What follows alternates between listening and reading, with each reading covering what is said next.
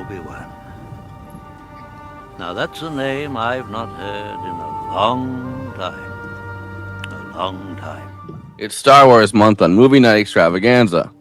Tonight we're starting with the original Star Wars, A New Hope, the only film in the Star Wars original trilogy written and directed by George Lucas, who would take a step back from the actual on-the-ground directing after this movie almost killed him and passed the reins, while acting as the producer and co-writer of Empire and Return of the Jedi. George Lucas started out directing with a sci-fi movie, the ill-fated THX 1138, which wouldn't be recognized as a cult classic until after Star Wars. Then followed up with the enormously successful American Graffiti. Both films have been produced by Francis Ford Coppola's American Zoetrope. A New Hope was inspired by multiple sources, borrowing liberally from Kurosawa, especially The Hidden Fortress, and inspired by Lucas's desire to make a Flash Gordon movie, which he couldn't get the rights to. Lucas was also inspired by the work of Joseph Campbell after reading The Hero with a Thousand Faces and wanted to make a modern myth, as well as the Vietnam War, which George Lucas had sought to join as an Air Force pilot, but been rejected from because of his love of auto racing had left him with dozens of speeding tickets, and then he had been declared 4F after a medical examination showed he had type 2 diabetes. Even so, by 1977, it was clear that Viet Cong had been on the righteous side and the American Empire was not, and George Lucas based the rebellion on the North Vietnamese resistance. You did something very interesting with Star Wars, if you think about it. The good guys are the rebels. They're using asymmetric warfare against a highly organized empire. I think we call those guys terrorists today. We call them Mujahideen, we call them Al-Qaeda. When I did it, they were Viet Cong. Exactly. So were you thinking of that at the time? Yes. After shop beat around to Universal, United Artists, and Paramount, Alan Ladd Jr. finally bought the 13-page treatment and made a deal to finance Star Wars at Fox.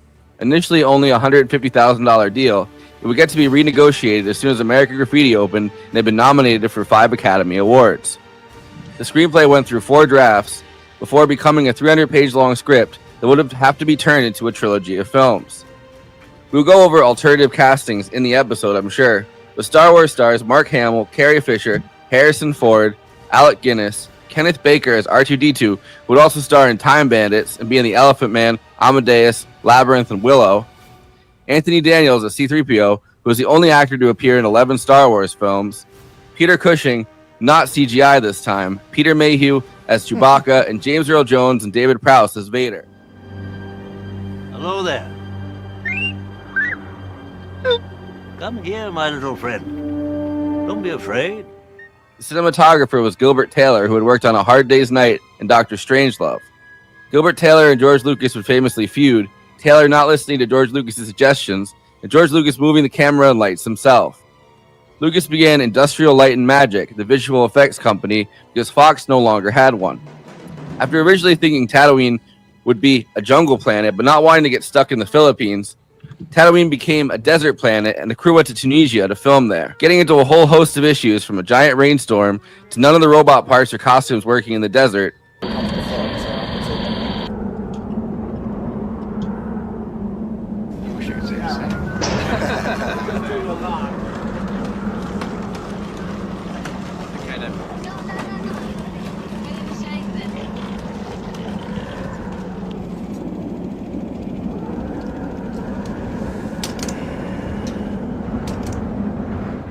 Most of the film was shot in England, in Elstree Studios, which is why so much of the cast is English. The British actors, however, did not take the film seriously and thought of it as a children's film. It got bad enough that Alec Guinness apparently begged to be killed off as Obi-Wan and claimed that's why he dies at the end. It was also shot in Guatemala for the Yavin 4 rebel base. You don't need to see his identification. We don't need to see his identification. These aren't the droids you're looking for. These aren't the droids we're looking for. One of the most quotable and definitely the most parodied film of all time, A New Hope began Luke Skywalker's saga as he took on the Empire and trained to become a Jedi, from being a pretty whiny farm boy on Tatooine. His professed dreams to leave the sandy planet and join the rebellion become real when he finds a message inside his new astromech R2-D2 droid looking for Ben Kenobi. Help me, Obi-Wan Kenobi. You're my only hope. His aunt and uncle are killed, and it launches Luke, Obi-Wan, C-3PO, and R2 into a mission to find a ship in Mos Eisley. Mos Eisley Spaceport.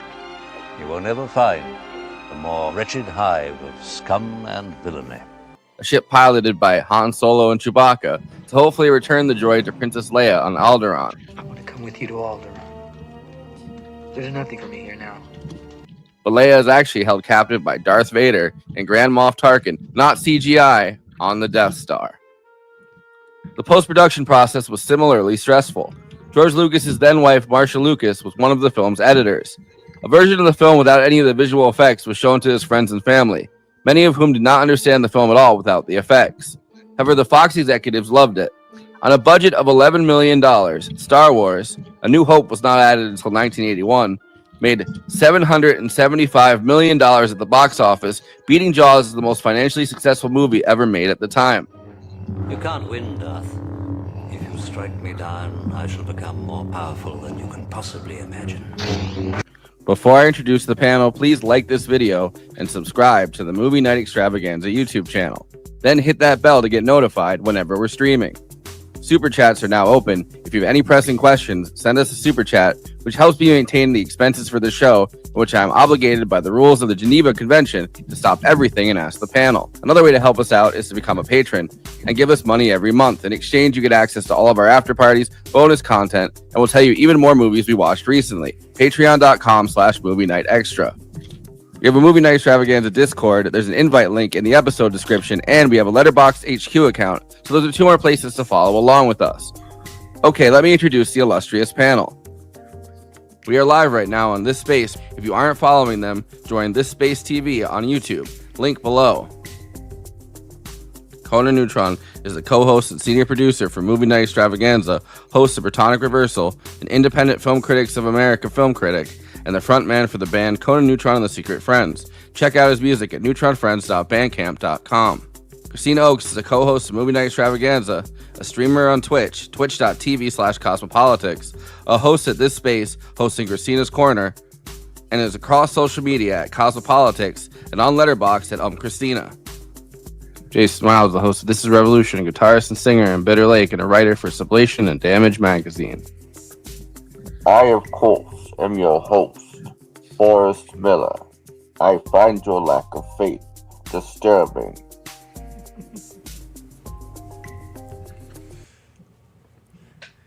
Oh, what a wretched hive of scum and villainy we have for tonight.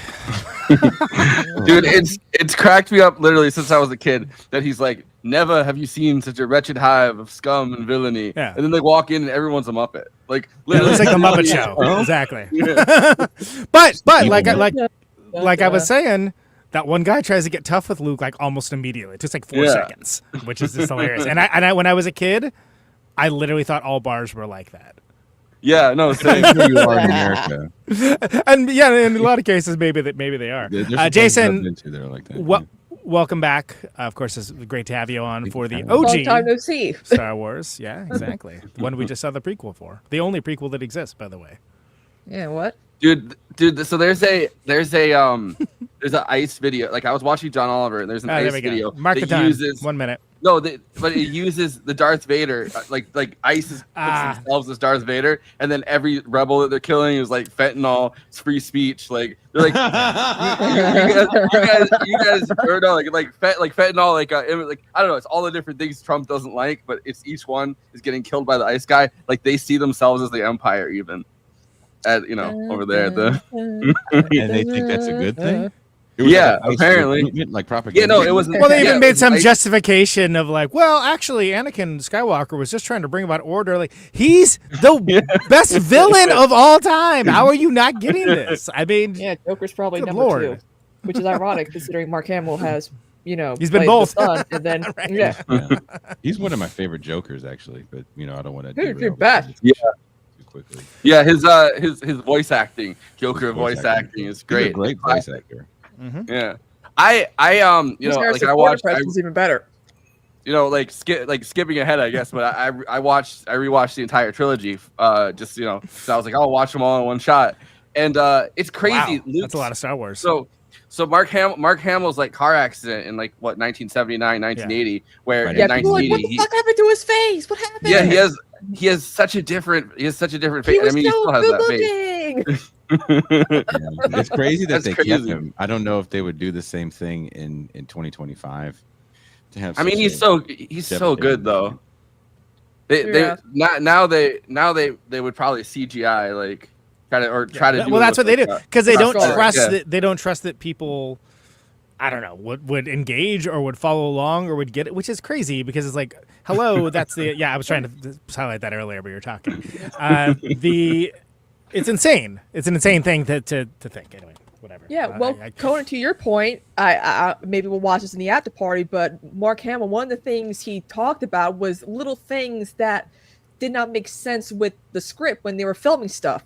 He's like, wouldn't this not make sense as we're doing this? And Harrison Ford's like, hey kid, it ain't that kind of movie. Right. Well, exactly. That's where I think we should start, which is the fact that, first of all, Lucas didn't think this was going to be like one of the biggest movies of all time. In fact, Nerd, Lucas, what are those? Skipped the premiere to go hang out with Steven Spielberg on like vacation in Hawaii or something, if I remember correctly. Yeah. He didn't even go to the premiere because he was so convinced. So he was so convinced that it was not going to work, just like Steven Spielberg was with Jaws, one of the other biggest blockbusters of all time. But have you ever made a record and you sat there and were like, this is going to be the greatest record of all time? I mean, you think it's really good, but do you really think it's going to sell? I mean, I think it's, you have to have a record of success already to expect that kind of thing. You know what I mean? And look, think about I like THX 1130. It's a good movie. I like American Graffiti. They're a good movie, but like no one could have predicted how big this was going to be. No, I mean, he wasn't even thinking about like in terms of like making a trilogy. It was just like I made my Hidden Fortress and Buck Rogers, Flash Gordon kind of setup. So the thing is, the that's my Lucas impression, by the way. So I got very fascinated by this timeline. When Alan Ladd Jr. actually bought the rights and said, all right, you can work on the script, he gave I think $125,000 to George Lucas, which is nothing, and he handed him that and he said, look, write a script and then we'll make whatever script you write. That's a lot. It is, but they didn't promise any other money for him. You know what I mean? So American 1975. 1970. Yeah, I think it's 1975 when this is happening. I mean, look, if I gave you $125,000 right now in 2025, you would shut the fuck up and you'd write that Of course. Where's my pen, sir? What I'm saying is they didn't promise him a budget to actually make it. They gave him the money that they were going to give him for the script, and then they said, all right, write a script. And then American Graffiti drops. And right after that, and it gets 5 Academy Awards. George Lucas is everywhere. He's suddenly one of the most promising young directors. And then they're like, all right, well, we're gonna actually give you a few $1 million to work on this. But he has 4 different drafts. It ends up being a 300-page draft, which I mean, it's 1 minute per page, pretty much of whatever writing. Like 300 pages is a long ass thing, and that's why he decided to do a trilogy, or that he wanted to do a trilogy, because all of his ideas weren't going to fit into 1 movie or even 2 movies. He has this giant binder. He published it. Didn't binder full of scripts. Yeah, but he's got a binder full of Jawas. Yeah. Also, by the way, everything though that's ever had to do with Star, if anything you could think of, George Lucas is oh no, I'll sell that. Well, I want to tag that a little bit. First of all, I also want to mention that when he was on that vacation with Spielberg, they started writing Raiders of the Lost Ark. Is what they were doing, which is crazy, which we've already covered on this show. So many Hidden Fortress. We've covered Hidden Fortress on this very show. I'm a big Kurosawa fan. That's the main reason why. It's not like it's a 1-for-1 lift or anything, but once you watch Hidden Fortress, oh, okay. So you basically, he read Dune, saw Hidden Fortress, and kind of came up with his ideas for that. And you know what? And a little bit Buck Rogers, Flash Gordon, et cetera, et cetera. Mm-hmm. It works. It doesn't matter that it came from it, because it isn't some things where it just shows his influences so much it doesn't work, or all you see are the influences. Yeah. He successfully made something that transcends the influences while still embodying all of them, which people still are trying to figure out. I mean, for a while he was still trying to figure it out, frankly. But it's a fun it's movie huge. That like you said, encompasses a lot of other movies. Also has things that again, in rewatching it on my channel, we rewatched Star Wars, and I forgot about the dog fights. Even though that's a major part of the film, but reading about how he wanted to put these World War II style airplane dogfights in this movie, for me as a little kid, I didn't watch those old serials growing up. Yeah, why would you? You're not 70, right? And you hit on a good point. It's the first time we really saw space depicted in this manner, like this exciting, again, like aerial dogfight style of space. Which, that's actually not scientifically accurate. Shut up, nerd. Yeah, we get it. That's but it's not that kind of movie, kids. It's not that kind of movie. Yeah, kid. exactly. Yeah, and it works so well that it became the template for a long time. And think about even stuff like Last Starfighter, like all of the 80s, like Sons of Star Wars, to a certain degree. Tron. Not to mention the Backstreet Boys, but Larger Than Life music video was very Star Wars and Blade Runner influenced, especially Kevin's whole thing. He was like in space. Are they a new sponsor? What are we doing? Maybe. Check out them at the Sphere while you still can. Anyway, it actually the 80s. music, yeah. Well, no, the 80s thing I wanted to tag on to that. David Lynch actually got really pissed while he was working on. I mean, he was pissed while he was working on Dune, just in general. But while he's writing Dune, he was getting really pissed at George Lucas because he felt like so much of the stuff he envisioned in his mind or wanted to do is like all stuff that George Lucas had already done for Star Wars, but not in a. Yeah, but he was like this is the same. This is so much like Dune, and I want to do all this stuff, and George Lucas already did it. But I mean, didn't Jodorowsky use people that did the what do you call it, Conan? Where you have the cartoons for the movie? I can't think of the word for it. Animatic and not Animaniacs. That's what I was going to say. Time for Animaniacs. See, there we go. I said the words, and now we got to do the thing. Later went on to work for Star Wars and Aliens. Were working with Jodorowsky on Dune, and didn't he hand over everything to David Lynch or no? Animatics. Jodorowsky never actually. All right, look, I'm a noted Jodorowsky hater. Honestly, I don't really like his stuff, and I think he's way overrated. He never made his goddamn Dune. He never made his. The conversation was never real. Concept art. About it. He made the concept art. Yes, and the concept art. Yeah, that looks good as hell. But weren't those guys? Didn't they? But he didn't actually do anything. Like, why does he get credit for it? Because he made Holy Mountain. I'm sorry, Holy Mountain sucks. We've had this conversation. And people were mad at me about not liking the prequels. Anyway, moving on. We should have like a graphic rate. Conan hot take. Yeah. No, but we've had this Jodorowsky conversation on I think 3 different Dune episodes. Probably. Now. Sure. So what I'm saying is that the concept art, the people cool that made the concept art for him later went on to work on Star Wars and Alien. Right, because that was a movie that, first of all, there was no way he was getting any kind of budget to make that in any way, shape, or form. But the concept art was, it's good. And we got to remember where sci-fi was at this time. Sci-fi was like, that's that thing in the 50s with flying saucers. Roger Corman was still doing sci-fi. Corman, at the top end, you would say elevated stuff would be like Day of the Earth Stood Still, right? And this is before we got Alien. This is before we got Invasion of the Body Snatchers. Close Encounters comes out. Is this the same year or the year before? Close same Encounters, same year. Really good year for space movies. Yeah. So many good space movies. But Jason and I were way too busy being born to notice. But you're reimagining space because we've already been to the moon, right? Right. Mm-hmm. So wait a minute, Jason. Allegedly. That's the moon. That's no moon. I was on the Joe Rogan podcast. Moon deniers, come on now, have a little faith. We can't. The other thing I wanted to say about the concept art, right?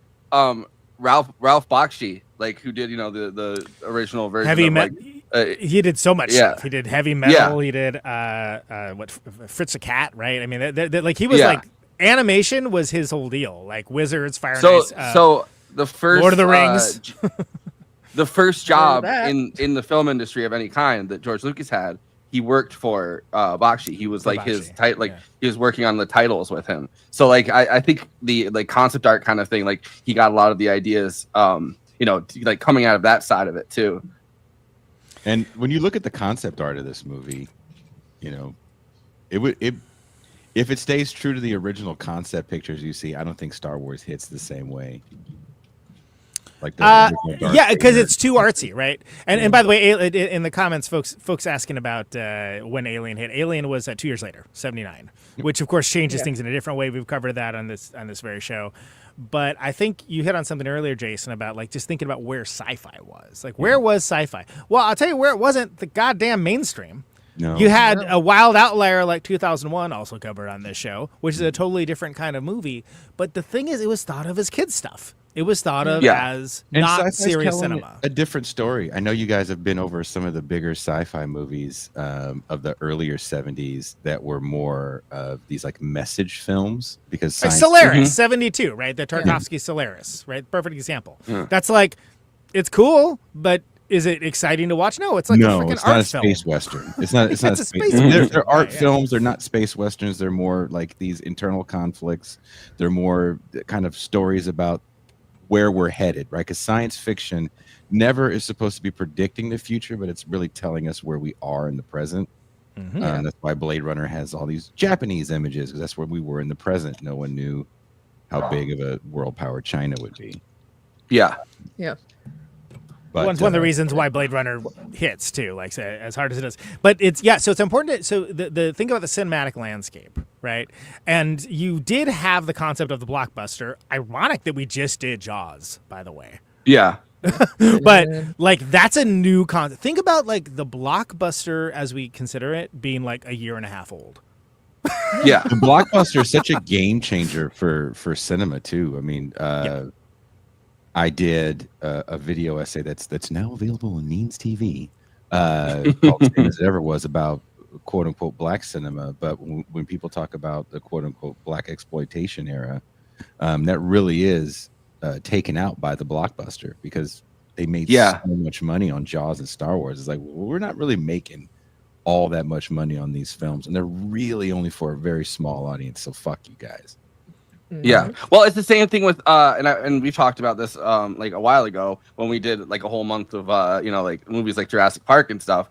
The whole idea of a blockbuster also takes out the whole auteur cinema thing for a while. Like and there's like this little group of filmmakers that hang out together. I mean, Scorsese along with Spielberg and George Lucas, and it's kind of like the George Lucas Spielberg side of it kind of went out in this moment, because it's like studios are now once again on top, because you can literally give somebody a 1.5 on top of whatever and they're going to make a shitload of money if it's one of these blockbusters.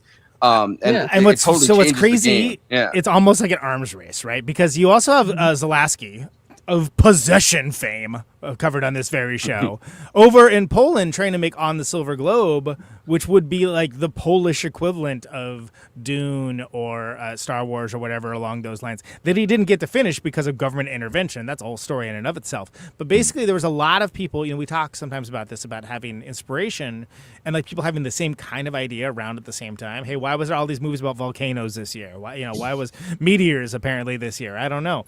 But it does happen. And for some reason, people were really thinking about space epics around this time. And it changed culture for a good amount of time, and honestly really started the sci-fi genre as we think of it now. Yeah, and when I knew about Star Wars when I was really young, I didn't think space western was a genre. Well, because unless you and that's what's funny is everyone. So if you're into movies, you love westerns usually, right? Or at least you have westerns that you love. Who doesn't love the good, bad, and the ugly? Come on, get out of here. But westerns don't sell. So a lot of people like the concept of the type of storytelling with westerns, Lucas being one of them, and it was like, well, put him in a spaceship, There we go. And you know what? It works. Put him in a spaceship. Launched one of the biggest franchises of all time. So yeah, what's put him in a crazy spaceship. I don't know if you guys have ever seen news footage around Alien. When Alien came out, families the first week took their children to see it, and news reporters would be there like, hey, how do the kids like it? And there's one, I think it's actually, Conan, I'm not even trying to be funny, I think it's in Modesto. And that's where Lucas is from. I went to the same high school as George Lucas. Obviously not at the same time, but I went to the same high school as him. But they interview a family and they're like, what did you guys think of the movie? And the kids are like, I don't really like it. It's a little sick. And the parents were like, we wish we didn't bring the kids to it, because I think it might even have been PG. I'm not totally sure, because R and PG was so different before PG. Yeah, 13 wasn't made until after Poltergeist, because they're like, that's wasn't it Raiders? Studios. Wasn't Raiders part 2? The sequel. Temple of Doom. Yeah, Temple of Doom. Yeah. But we were get there. Also, the pull that the studios had over ratings, right? Like over whether your movie is PG or it's R. Like the studios were allowed to get away with a little bit. They had some leeway in this time period because there was no PG-13 yet. You could see boobs in PG movies. Yeah, definitely. yeah. That was my jerk it off. So that was my loophole when I was a kid because I wasn't allowed to I was allowed to see PG-13, but I wasn't allowed to see rated R movies as a kid. But I knew that every 80s and 70s movie that's PG had titties in it or something or had So I would always be like. So when my parents would be like, "Hey, you got to turn off this movie," I'd be like, "But it's PG." Yeah, there you go. This is, but also too, so gnarly. I tell the story all the time, but I don't know if Jason knows. But my grandfather, I'd be 5 years old at my grandparents' house on the weekend. He'd be watching Aliens, Nightmare on Elm Street, some of the scariest horror movies of all time. And I'd be doing my math practice work, and I'd be looking over watching it like no big deal. I was desensitized at a very young age to horror, and I love it so much. So when I have a friend who's like, I can't watch Sinners, it's too bloody, and I'm like, Sinners is so mild compared to some of the gore. Yeah. I'm like, it's not Terrifier for God's sakes. Chill out. I mean, like I've told on this, like I've said on this very podcast many times over, my dad went to go see RoboCop with me just because he wanted to see it. I guess I don't know, and I was way too young. I was like, oh, a dude literally gets shot in the balls in this movie that my dad just took me to. But It's interesting that you bring up movies made in the Soviet era and movies made in this kind of hyper capitalist era in the U.S. because we've had Alexander Herbert, who's actually a scholar of the Soviet Union and actually wrote a book about horror movies in the Soviet Union that we did a show about. And when you go back and watch some of those movies, a lot of them are kind of heads and tails just above what was coming out in the U.S. at the time. But as you said, Conan, there's so much government intervention that you have to worry about. You don't get as much of it. In the U.S., you're spitting out so much, especially by the time you get to the mid 80s when VHS becomes a thing and sequels really become a thing because the blockbuster begat sequels, and we still haven't really gotten out of that, sadly. And we can blame a lot of that on Star Wars. On Star Wars, yeah. Frankly, which opens up an entirely different conversation that is not the text of the movie itself, which I think it's as much as there is talk about Star Wars, it is weird how little people talk about this movie specifically. When you talk about it in terms of how we have been for 20 minutes, like the history of it and the franchise aspects of it and related elements and so on and so on. But or they specifically, in the original trilogy, they specifically focus on either Empire or Return of the Jedi. The New Hope is never in the conversation. Empire's my favorite, right? I mean, sure. And Return of the Jedi is the first movie I ever saw, canonically established and verified by parental figures. Maybe that's the reason why Rogue One worked so well was because it leads to, a lot of people probably realize they've forgotten, a lot of fans have forgotten about A New Hope. Well, and there's. I don't know about that, but I would say that there's a cultural moment that A New Hope sits in that even for the elders on this screen, we're born into that cultural moment. Where what I think is actually really interesting to go back and do is go look at images of 1978 and even 79 when this movie is still playing in theaters and there's still lines around the corner.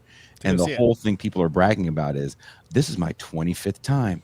I've been here 45 times. It was such a new thing for people to take in that by the time it hit television, you had to be home for that as well. That'd be something real interesting to look up to see what the numbers were that Star Wars did when it finally hit network television. Because even that was like must see TV to watch the original movie because it moves really well. There's things in it that we don't understand, like the speeder scenes, two suns on Tatooine, laser swords. Dude, it works. The two suns thing, right? Because watching this version of A New Hope, is obviously they've tinkered with it so much by now. But the two suns thing as an understated effect that actually brings you into a different world where you're like, oh, we're no longer in this universe, right? Really are. A long time ago. Yeah, in a galaxy far away. It's such, the filmmaking, Right, and this goes off what we're saying with Jaws, with like the split diopter effects and stuff like that. That's where like Lucas, as a filmmaker, it's like he has the juice, big time here. Yeah. Maybe more than he even realizes that he's making these scenes. That how many times have we seen this stuff ripped off? Even within the franchise. Spaceballs. But like not just homages, but like other movies trying to do those kinds of things. That again, it just throws you into the world. It's not sitting there explaining, well, see, Tatooine has 2 sons because blah blah blah blah. No. Shut up. Like let's get to the let's get to the action. Let's get to the hero's journey. And that's why it works. And that's why it's interesting. This time I specifically chose to watch the special edition, which I've gone back and forth when I've watched this about watching the despecialized version and the special edition. This was huge for Jason and I. This was like it was crazy how huge this was. In the same way that the hype. Yeah. Yes. We're like, oh my God, Lucas went back and there's new scenes. It's was that the 97? Yeah. Was that the 97? 97 re-release? Yeah. But both of us elder gods on the panel were just out of high school, and it was like, oh my God, I have to see that. What's that going to be, dude? For hours and watch this. Yeah. Well, hold on, Kristina, just for a moment. And so therefore, what we got was like, huh? That's it, huh?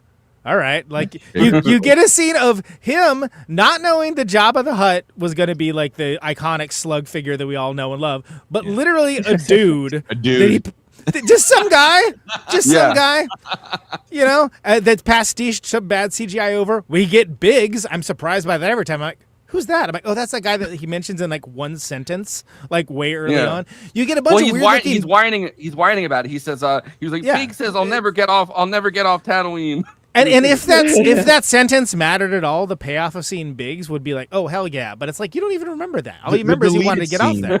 And then you see a bunch of weird beasties in the background that he just added in. And he's got a good eye for creatures, so that's cool. But if you know the original one, you're like, what the hell's that in the background? Yeah. Like the whole time. Sorry, go ahead, Conan. No, that's how I'm saying. So that's what was added. And you got to understand, this was built up like, no, it's going to be like a whole new movie. It's crazy. And what you get is Greedo shot first. Like, yeah,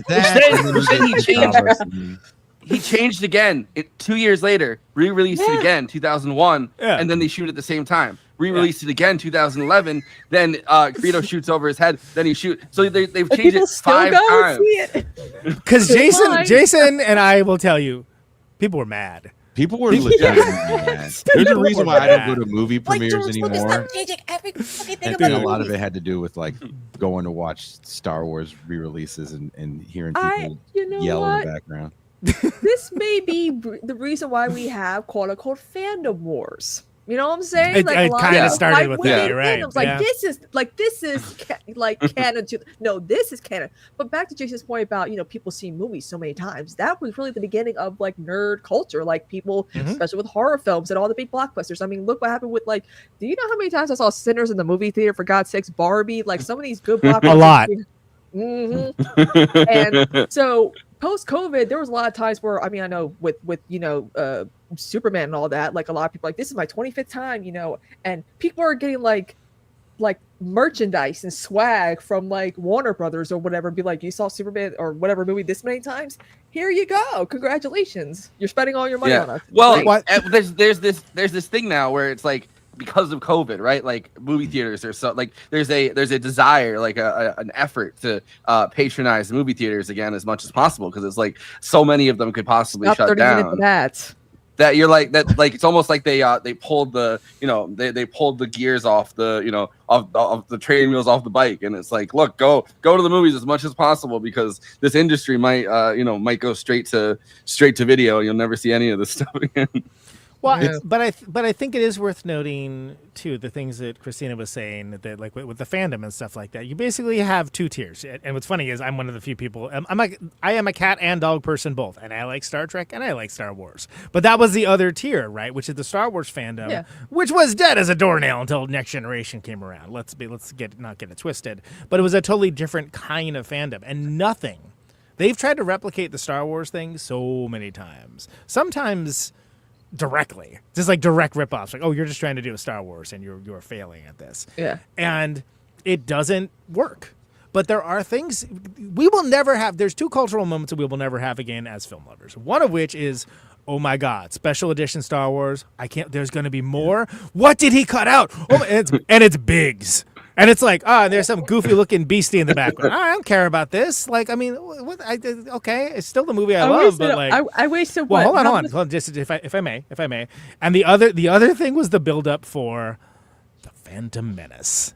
And I will speak no more about that. But like, that was a generationally monoculture defining moment that we will literally never have that again. There is no chance. But you cannot imagine how big it was. I feel like we've railroaded Jason a bunch of times in a row. So. Jason, sure. Totally. Just kidding. Yeah. I don't want to talk about the Phantom Menace. I just want to go back to kind of that moment of Star Wars as also being a young person, because this is, for me, this was like my everything to this day. You are a young person. What are you talking about? Yeah, we're all the same age. Exactly. I'll just turn 22. Right? Yeah. Like those action figures, like I could relive the movie over and over again. And watching Star Wars on regular TV, like anytime it was on, I had to sit in front of it. I'm going to walk through or watch every commercial, because I thought this movie was just magic. The scene of Luke and Leia giving him the kiss, and they, swing across the Death Star to safety.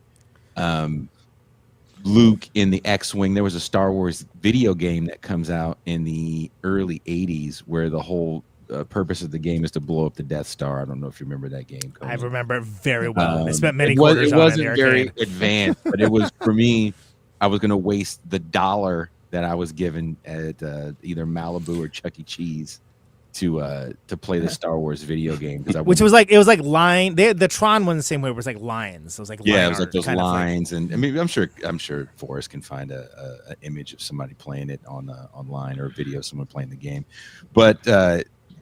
Star Wars really was this amazing cultural phenomenon that affected everyone the same way. You know what I mean? I remember, of course, when I was young, knew about the prequels, but I didn't understand they were prequels. But it wasn't until I Love the 80s and I Love the 70s on VH1. That's how I know so much like pop culture and pop political, all that jazz.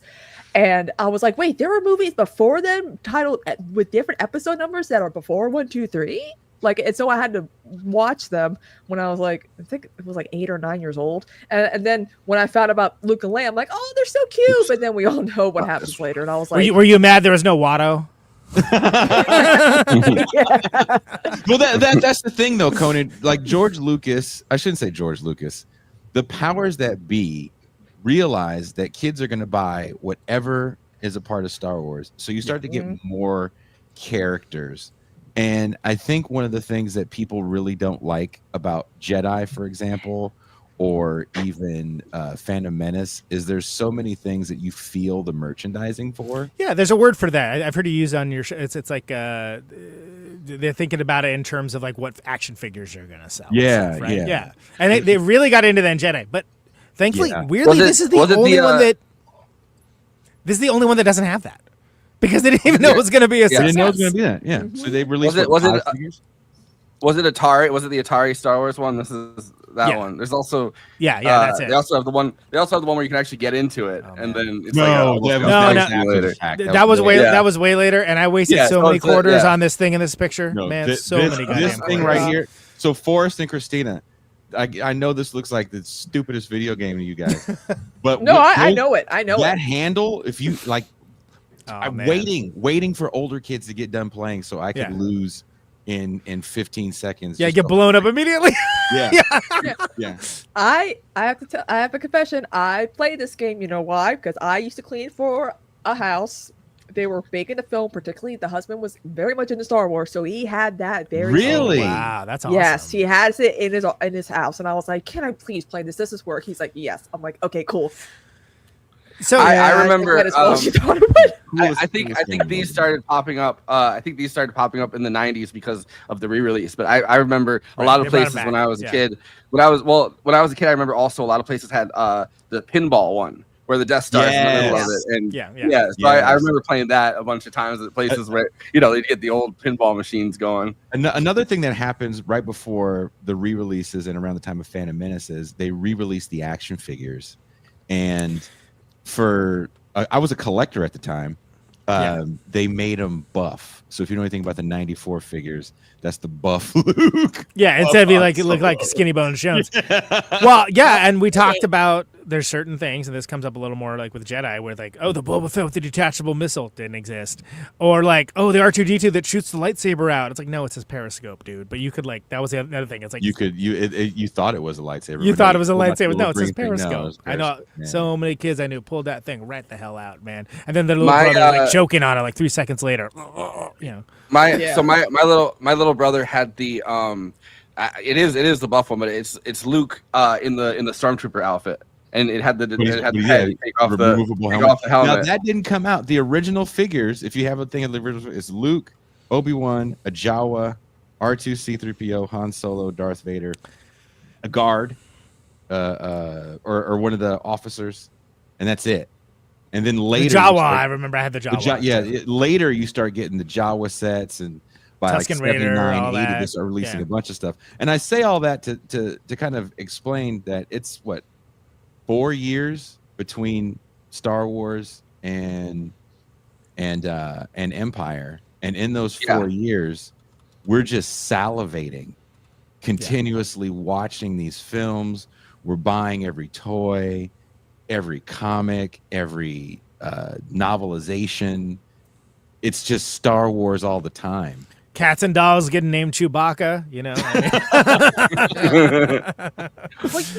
Well, going back is, talking about like the plot of the movie, a lot of people always think, later on, like, with all the, the first 3 movies, everyone's like Harry Potter. J.K. Rowling copied Star Wars' plot for Harry Potter. I'm like, yeah, it's very, very similar. She's very unoriginal. She has the name of a male author, like stuff like that. But like, again, this plot, everyone's like, oh, it's so simplistic now when you look back at it. I'm like, yeah, but for those who were there, a lot of the revelations were very, very shocking that you guys probably did not see coming.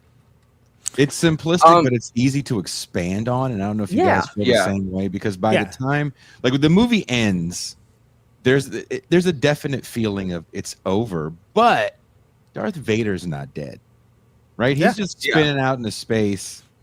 The Death Star blew up, but we don't know anything about Coruscant. So you can go, well, look, there's these, I wouldn't say plot holes, but maybe there's Tarkin got, but nobody, unless when you're a kid, you're not remembering Tarkin. It's like, it's okay though. They brought it back. They brought him back with CGI. Yeah, exactly. Thank God. Everyone was worried about that. No, but you also see things like, it is like you said in the intro. It is a hero's journey, right? It's like it's a classic. Like, okay, here's a farm boy that like saves the entire universe, right? And this is, and again, hello, Last Starfighter, duh, and like so many other movies, right? That just blatantly rip that off, which in and of itself is ripped off of a literary trope.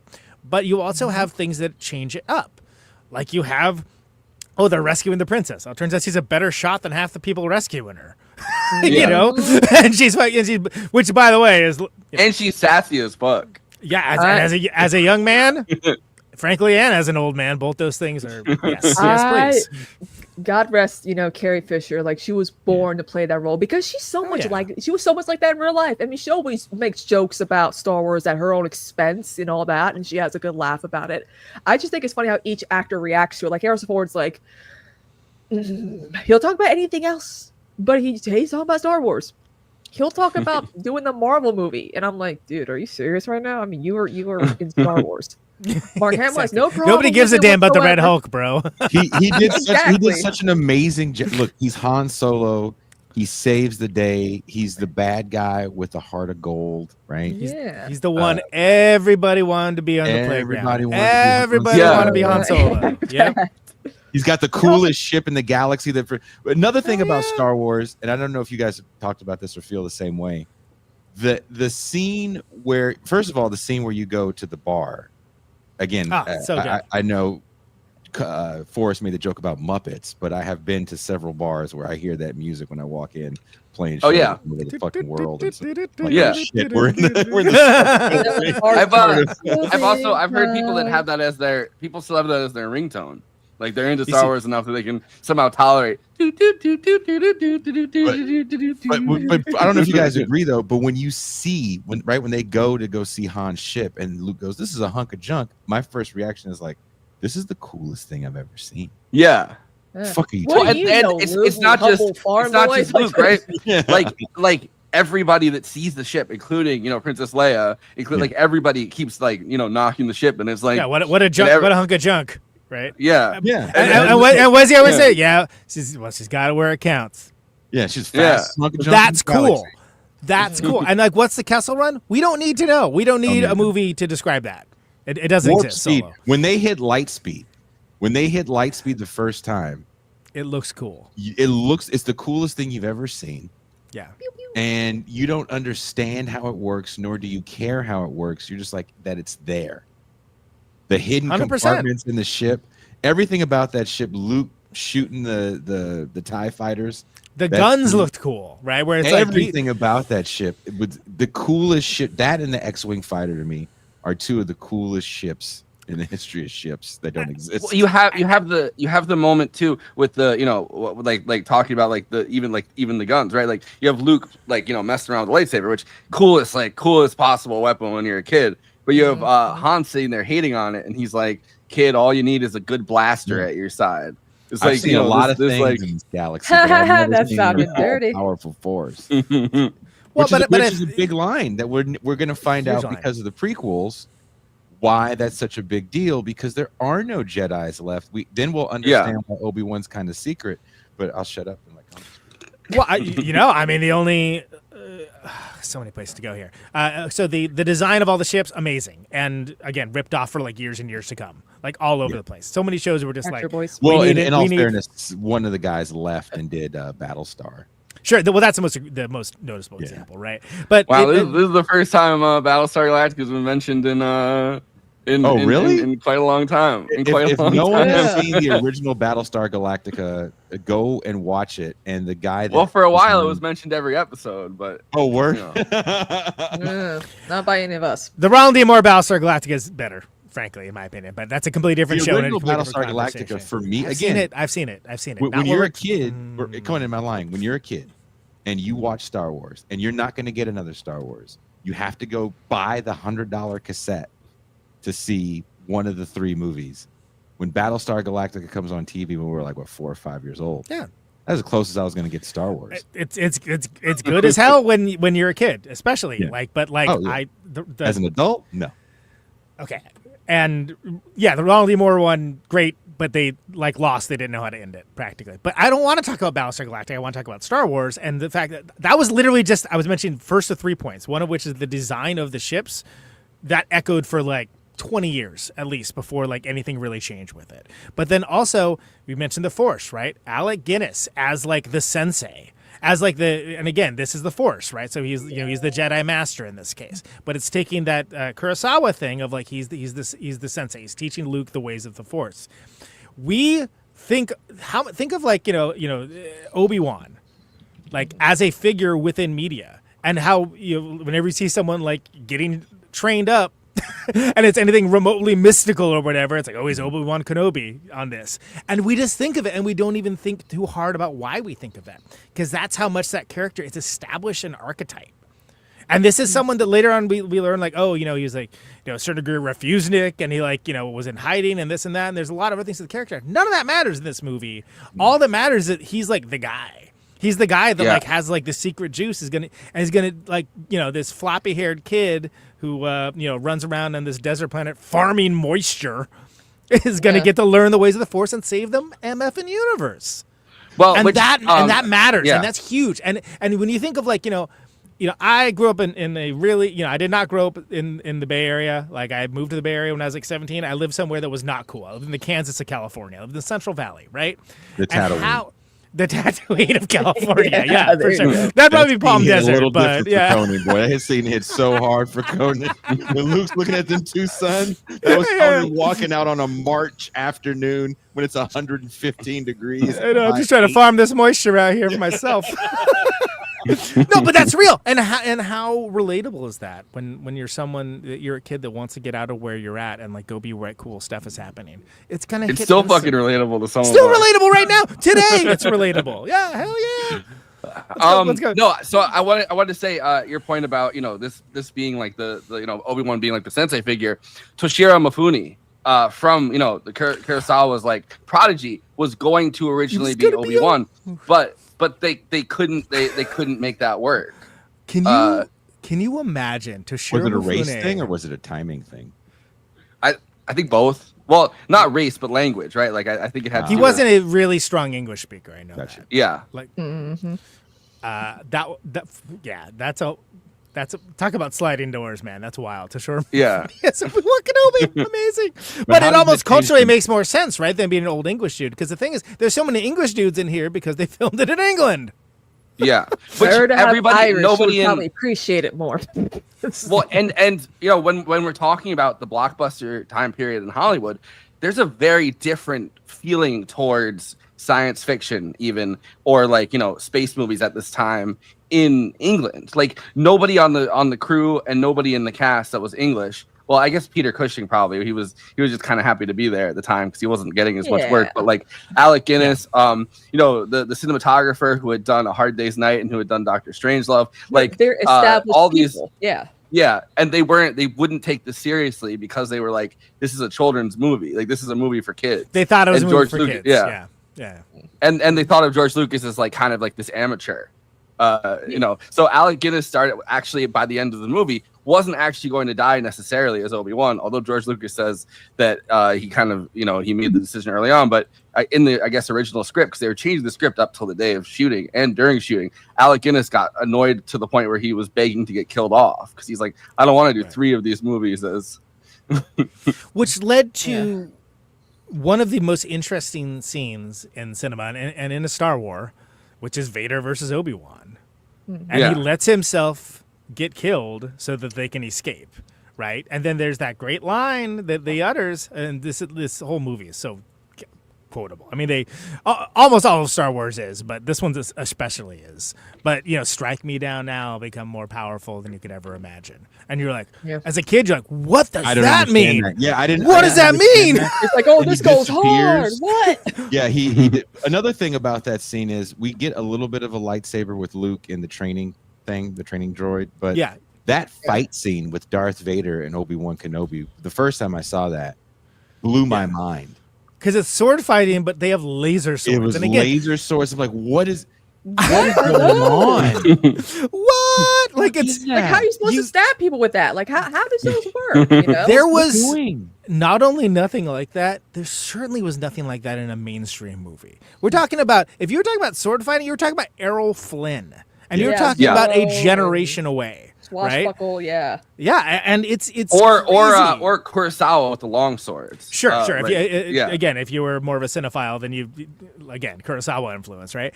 Kurosawa mentioned, but we had never seen anything like that, and certainly never seen like, well, what's the resolution? Oh, is he gonna get him? Is he gonna get? And then like what? Why did he do that? And it's so crazy. And you never know. You never know what that means, right, Conan? Yeah, I'm going to be more powerful. What does it mean? You hear a voice. Yeah, you hear him like, is he talking to him? Like, is he still around? Like, what? And the thing is, the movie is not going to explain it for you. It leaves it mysterious, and that's what made this work so well. And you're like, and then you get that, and again, man, I get chills because I think of that goddamn video game where it's like, use the Force, Luke, and then like it's like, all right, time to make the shot. Remember, before Luke makes the shot, another guy, right, a nameless misses. The leader of the squadron too, like the deadshot leader of the squadron, and he misses. You're right. I think like as a kid it clicked for me when, and this isn't a New Hope, when he starts appearing, when Obi-Wan starts appearing as like the Force ghost and he can kind of go wherever. I think that's the moment that I was like, oh, strike me down. Like, so now he can just then go you finally get it. Want. Yeah. But it's also just like, oh, that's a hard AF line to say. It's like you're gonna make me immortal, right? You're gonna make me this immortal figure that can come back and give really good advice to young trainees. Who's gonna tutor the one guy that can take your ass out? That's some scary shit. Yeah. Vader immediately kicks the robe that's left there to be like, oh, he's not hiding in that robe, right? Because Luke yelled, trapdoor. What do we got here? Darth Vader's going, who the fuck is this guy? Right? There's so much happening in that scene. Luke yelling no. Yeah. Darth Vader wasting the moment that Obi-Wan was giving him by going, no. no. Bitch, I'm giving you a Well- way to get out of here. Yeah. We haven't talked much about Darth Vader and that character's creation because there was a lot of behind the scenes about like, do we do something different with his voice or not? Because I've heard a lot of the behind the scenes footage, and they're like, this guy sounds goofy. We need someone who's intimidating, who has resonance in his voice, and who better than Sir James Earl Jones? Well, didn't they both pass away? I know James Earl Jones passed away, but also the man that actually played Darth Vader died a little bit. In 2020. So David Prowse had like a Bristol accent. Yeah. And so like when they were doing it, they did it with his actual voice, but it would have been like, can you imagine? Oh, there, mate.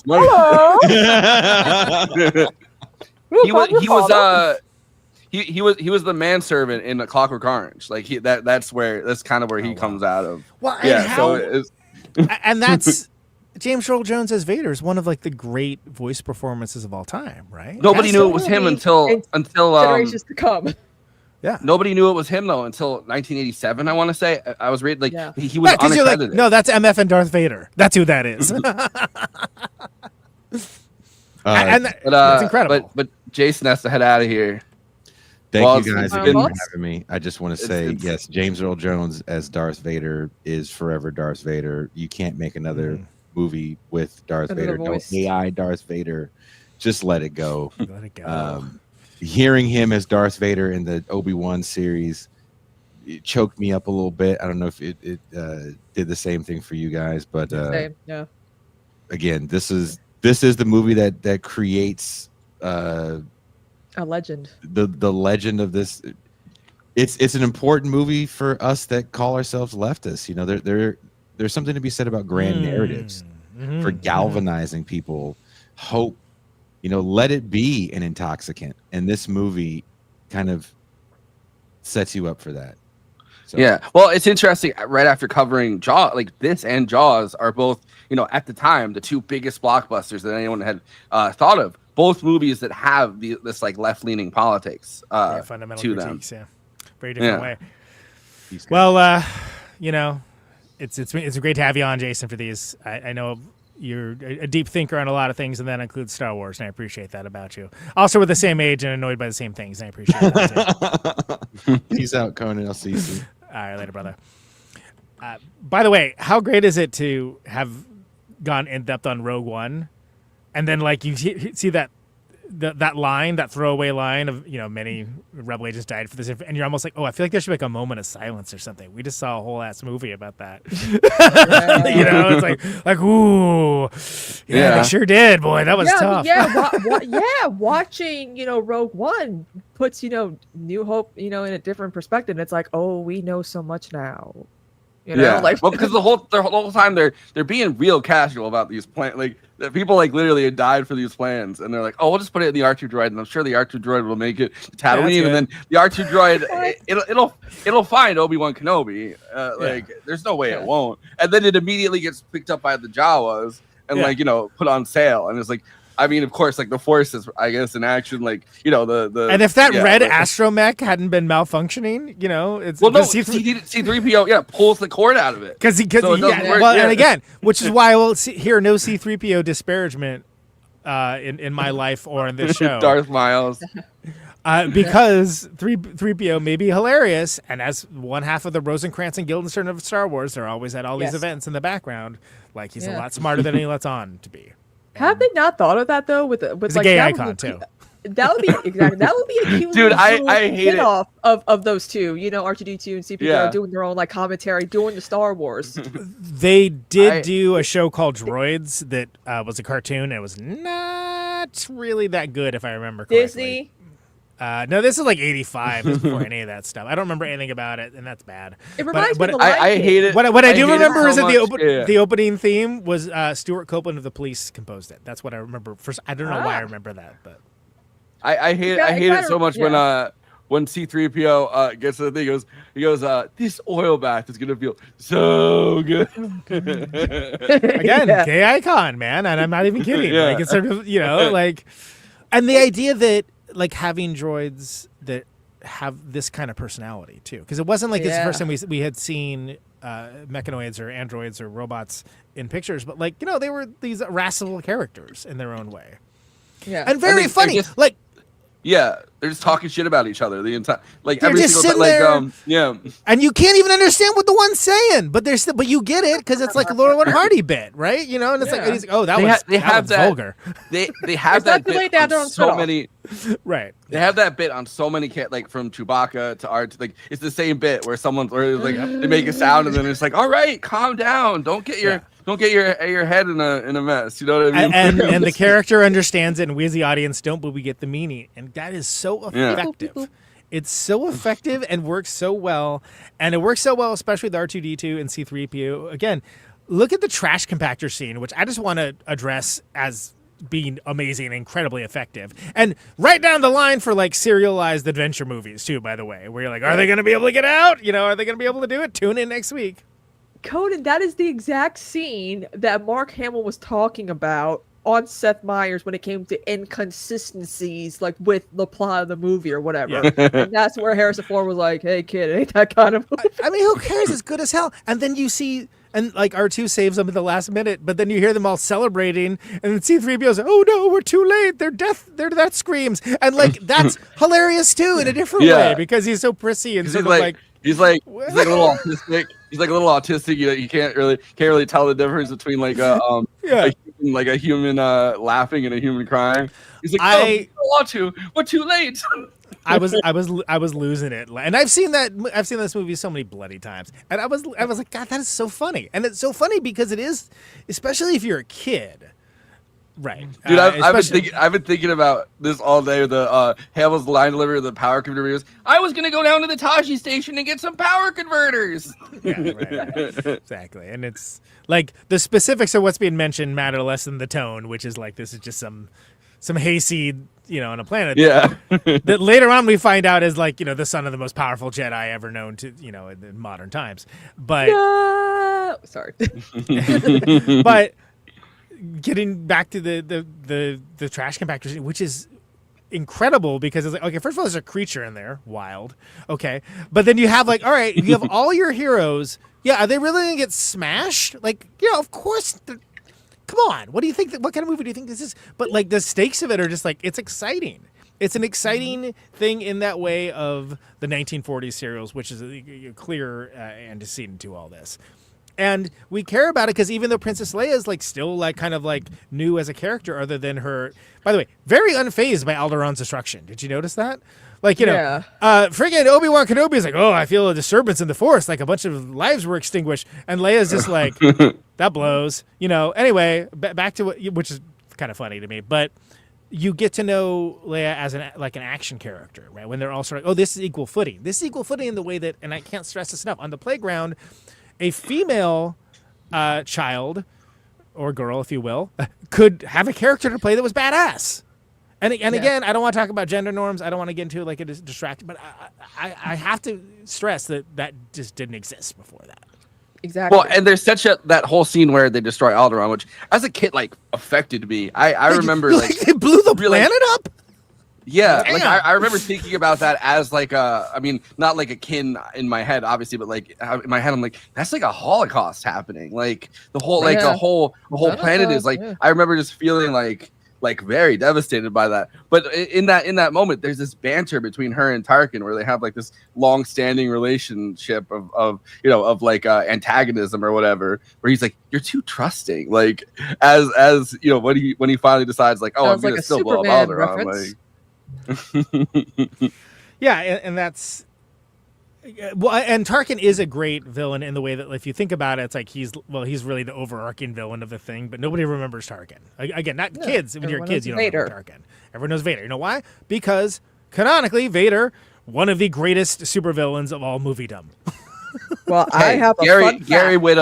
Gary Whitta remembered Tarkin. Damn right, and he wrote Gary wrote the scene with Vader smoking everybody in Rogue One, which is like maybe the best scene in the movie too. That ice. I wonder how he feels. I wonder if he's seen the ice propaganda thing. He'd freak out. I better say I love his his threads is just you could just watch him reply to people and be like, yo, fuck down.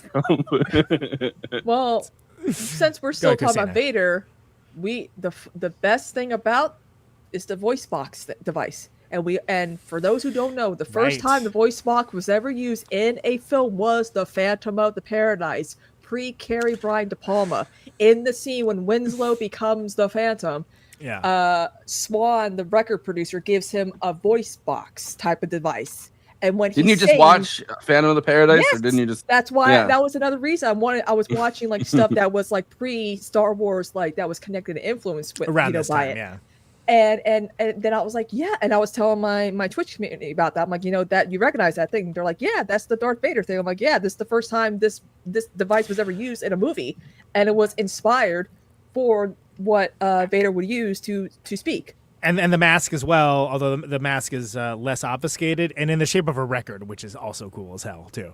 But yeah, Phantom of Paradise, yes, it is indeed wild. I do love like that it. movie though. We got to cover it one time. It's along the same lines of Rocky Horror Picture Show, but kind of hits different too. Yeah. But I think that. Yeah, this is the design of Vader, right? And we just don't even think about it because it's, again, this is something you could show someone in any country like a picture of Darth Vader, and you're like, oh, it's Darth Vader. Yeah. Show them a picture of like Joe Biden, and be like, who's that? But like, oh, it's Darth Vader. My grandpa? Darth points to Joe Biden. Darth Vader. Well, Biden is being bombed, right? Yeah. Too soon? Anyway. But this film... But we gotta understand, with the summer blockbuster, this film produced Hollywood legends. Of course, we gotta think about that. Future you want to talk about the all casting stuff? Do you want to talk about the? There's so we much could have had. There is so when I was looking, I was like, oh my god, this is just too much. But again, with Alec Guinness, he really did not want to be connected to these films, and I would say that. Imagine Toshiro Mifune. I mean, we've all seen freaking. He's great, but it's night and day. Right, everything is different. There's also like there's a very different which I really love, like every Kurosawa film I've watched, whether for the show or before the show, like every Kurosawa film I've watched, I love. But there's a different style of very theatrical acting that goes along with those samurai movies that I don't think necessarily translates. I mean, literally because it's Japanese, but literally translates, in a form to the way that American audiences expect. Like each character is almost like a stage character. Yeah, it would be very different. So give us, Kristina, it's your bit. So give us the broad strokes of some of the possible futures we could have had. Yes, let me actually have a little stunt double factoid. Interesting. Stunt doubles were not used for the scene where Luke and Leia swing to safety. Carrie Fisher and Mark Hamill performed the stunt shooting in just one take. I mean, which is crazy. Those were different times. Harrison. Can you imagine? When you think about Harrison Ford, that motherfucker always be doing his own stunts too. With Raiders and all that. Well, too. Harrison Ford, he had been in the conversation previous to this, but he'd been like kind of smaller parts. Like he had been in stuff, but smaller parts. But it is weird. I mean, Mark Hamill, including American Graffiti. American Graffiti, of course, which is literally placed in Modesto where I grew up.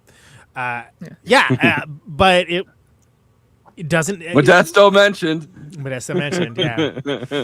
Take a hit of meth. That's the most that's ever been mentioned in a podcast. Right? When it comes to the giant characters, Peter Mayhew and David Prowse were given a choice as to which giant character they wanted to play, Chewbacca or Darth Vader. Mayhew wanted to play a good guy, and Prowse wanted to play a bad guy, so they ended up playing the matching characters.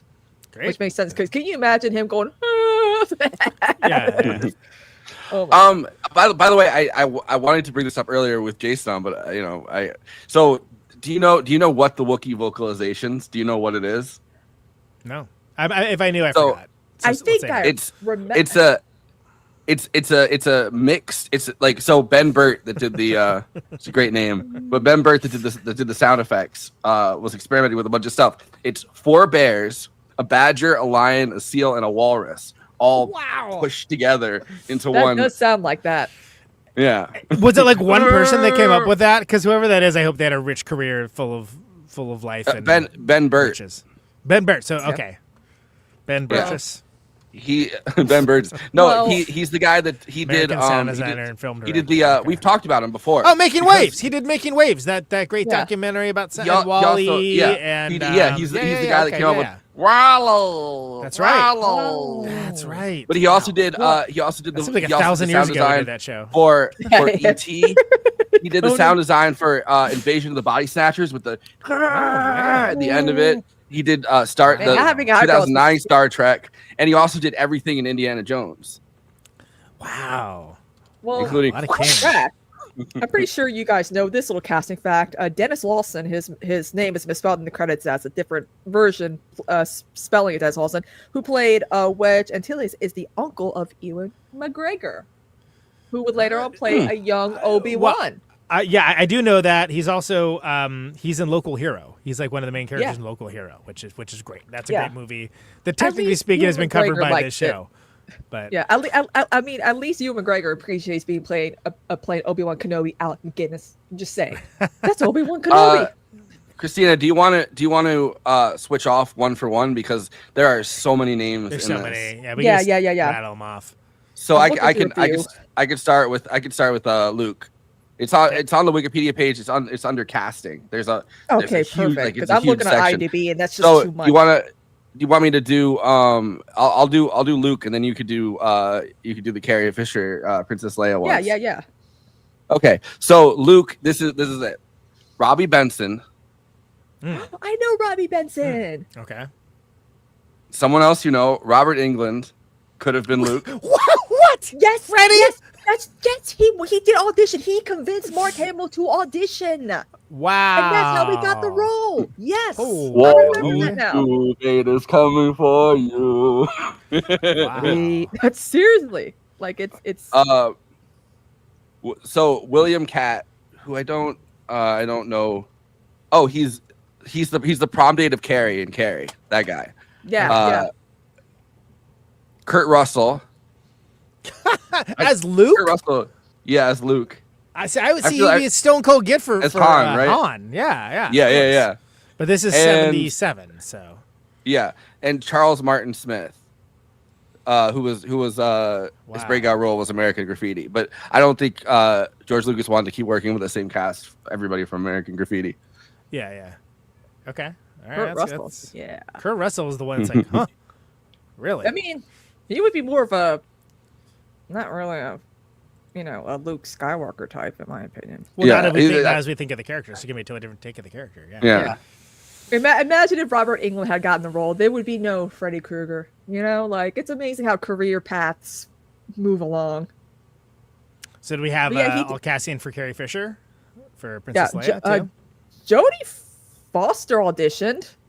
Wow. Karen Allen, Okay. Amy Irving, who was Karen in Carrie. Allen, of course, Raiders. Yeah, Karen Terry Allen, Nunn. Jodie Foster actually got the role, but had to turn it. She was the one that actually had to turn it down. Jodie Foster as Princess Leia. Wow. Yeah. Wow. There's a long list, and we could go back and forth about Han Solo for us because there's a long list of people. Who All right, could have been wait. Han Solo. The Carrie Fisher I see on Wikipedia. Karen Allen, Amy Irving. Yeah, Karen Irving. She just said Karen Allen. Yeah, I said all those already. Okay. Yeah, but Amy Yeah, Irving, her mother recently. I forgot her mother was also her mother in Carrie. She recently passed away. But I mean, Jodie Foster getting the role, and she had to turn it down. And maybe she wouldn't have done Silence of the Lambs. Maybe.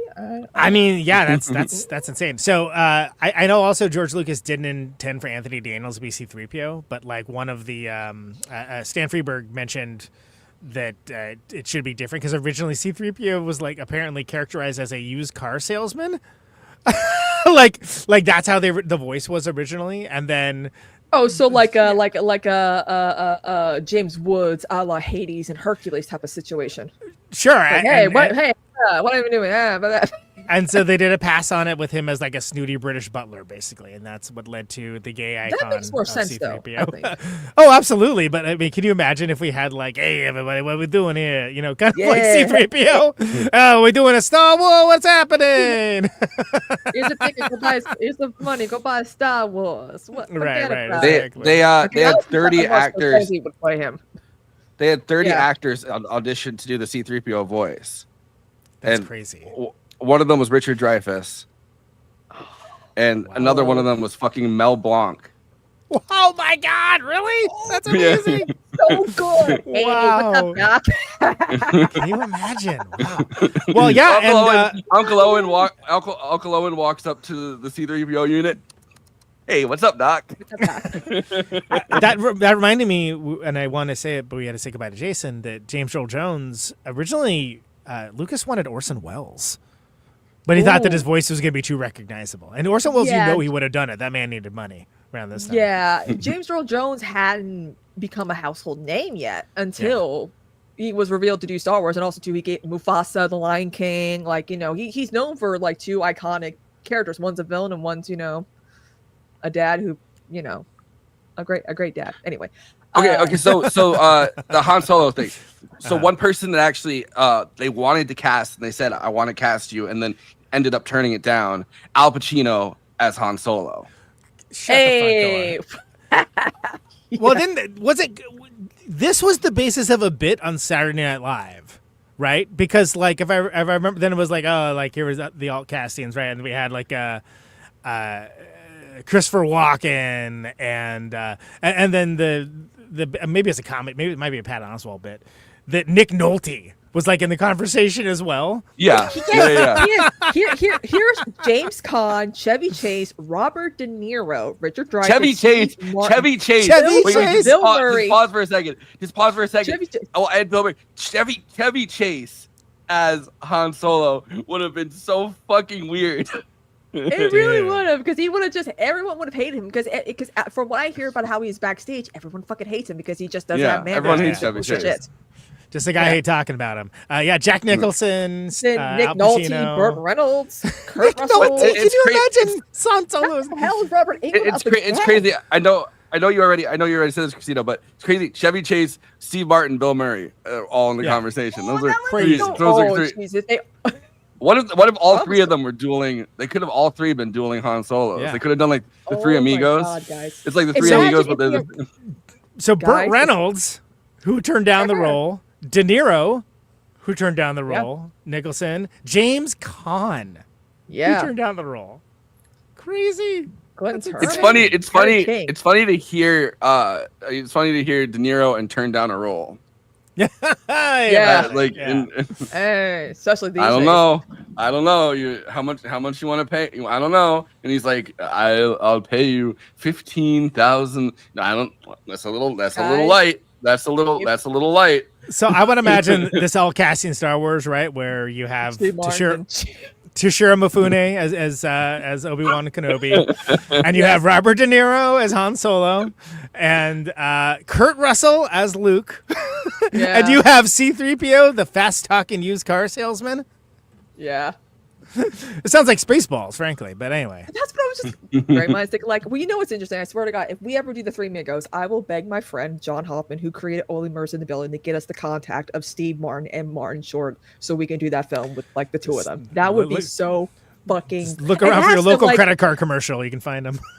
Yeah, I literally be like, "Yo, Steve, you were offered the role of Han Solo in Star Wars. What was that all about?" I think about Rashomon though with Toshiro Mifune, where he's like that. He does that whole. But they find Obi-Wan in the desert, and he's like. Well, I mean, look, the dude's got presence, right? Even without, and again, but it's so different, and it's a different kind of presence than Alec Guinness provides, and it's just so wild to think about. And again, I'm going to reiterate it: the Obi-Wan character as this archetypal, Western sensei figure. That like we just think of it as anytime you see him when training, like it's homage so many times, right? It's like I mean, look at the Karate Kid. Yeah, I downloaded this and I'll play it in the after party. But so to get Alec Guinness to like not talk shit and to just chill the fuck out. Originally, his deal was he got 2% of whatever. Like they gave him 2% of the gross to be in the the first. And at one point, Yo, chill the fuck out, Alec Guinness. I'm imagining the RZA saying it, by the way. Yes. Yo, Alec Guinness, Bill Murray, chill the fuck out, both of you. Again, at it's least Bill Murray. props to you, Bill McGregor, Murray for appreciating playing such a character, because I guess he knew there was such a weight and legacy behind it. I mean, his uncle was Wedge. Sure, why doesn't he? Yeah. They get they get the RZA to be Chewbacca. Hello He's there. still Chewbacca. Like he's still Chewbacca in the thing, but Oh in my in the God. Chewbacca costume. But Yeah. it's his voice, so he's like, "Yo, Han, Han? what the fuck we doing, Han?" Fun little interesting fact. Glee I think it was season 3 of Glee, believe it or not, did a Star Wars Judy Garland Christmas special mashup episode. I where they not kinda remember mixed that with- show existed. But the Chewbacca made a brief cameo. They got Peter Mayhew to come into the Fox slot to do one scene of him telling Artie in his Chewbacca voice, you got to do the Christmas special, Artie. You got to do it. And it was like they did like a special mix of Judy Garland's Christmas special and then the Star Wars one. And I'm like, how the hell? That was did like they so get when Peter they Mayhew? first got YouTube up and running. Yeah. Still, the Star Wars Holiday Special was like the rare, it's still like impossible. That was one of the big gets when it came to Conan? YouTube. So- because they're like, So I have a VHS of it right over there, first of all. Yeah. And secondly, the documentary that they made about it features heavily friend of the show, Bonnie Burton, Yeah. who is coming on for Return of the Jedi Yeah. in 2 Yeah. chapters. And, of course, worked at LucasArts. But Bonnie is all over that documentary, and it's good as hell. And I highly recommend watching it because it is a fascinating moment in time. I mean, you had there's so many weird things that happen in that, and it's fueled by pure cocaine. And again, you can probably find it on like your more disreputable sites somewhere, but is it good? Not really, but is it interesting? Oh, yes. Yes, it is. Harvey Firestein as Vader. I should ask him, be like, would you want to voice Darth? And then Noah's Palpatine. Palpatine, and he was unlimited power. I'm gonna call my mother. Wow, Like- yeah, that's... He's like, you let the hate flow through you. Go on, give in to your anger. With each passing moment, you become more my servant. I should ask him if we ever do Mrs. Doubtfire. I should ask him to come on for that too. That'd be cool. I mean, I'd love to talk to Harvey Firestein. Yeah, Just listen to his voice. For like tell 2 me hours. tell me do a really mid impersonation of him all the time for reasons I can't even explain. Because we love him. Yeah, I mean, it's because he's a great American Independence figure. Day. It did, yeah, it really This did. is our Independence Day. I gotta go call my mother. This is a pro Harvey No notes. Firestein. He's just a great that guy. That's all it is. Yeah. He's a great that guy, and we will go on record as saying as such. Yeah. As Palpatine, different vibe. As Vader, different vibe. I said this really briefly in the intro, but Kenny Baker, the little person that they put inside of the R2 the little unit, guy. Yeah. his movie credits besides Star Wars, The Elephant Man, Time Bandits. Yeah, we did do He's Time one Bandits. and they also have one of the Jawa, like one of the main Jawas that runs up to them in the beginning. He was also one of the Time Bandits little people. But Willow, Flash Gordon, Of course. Amadeus. And a film that we could be talking about soon.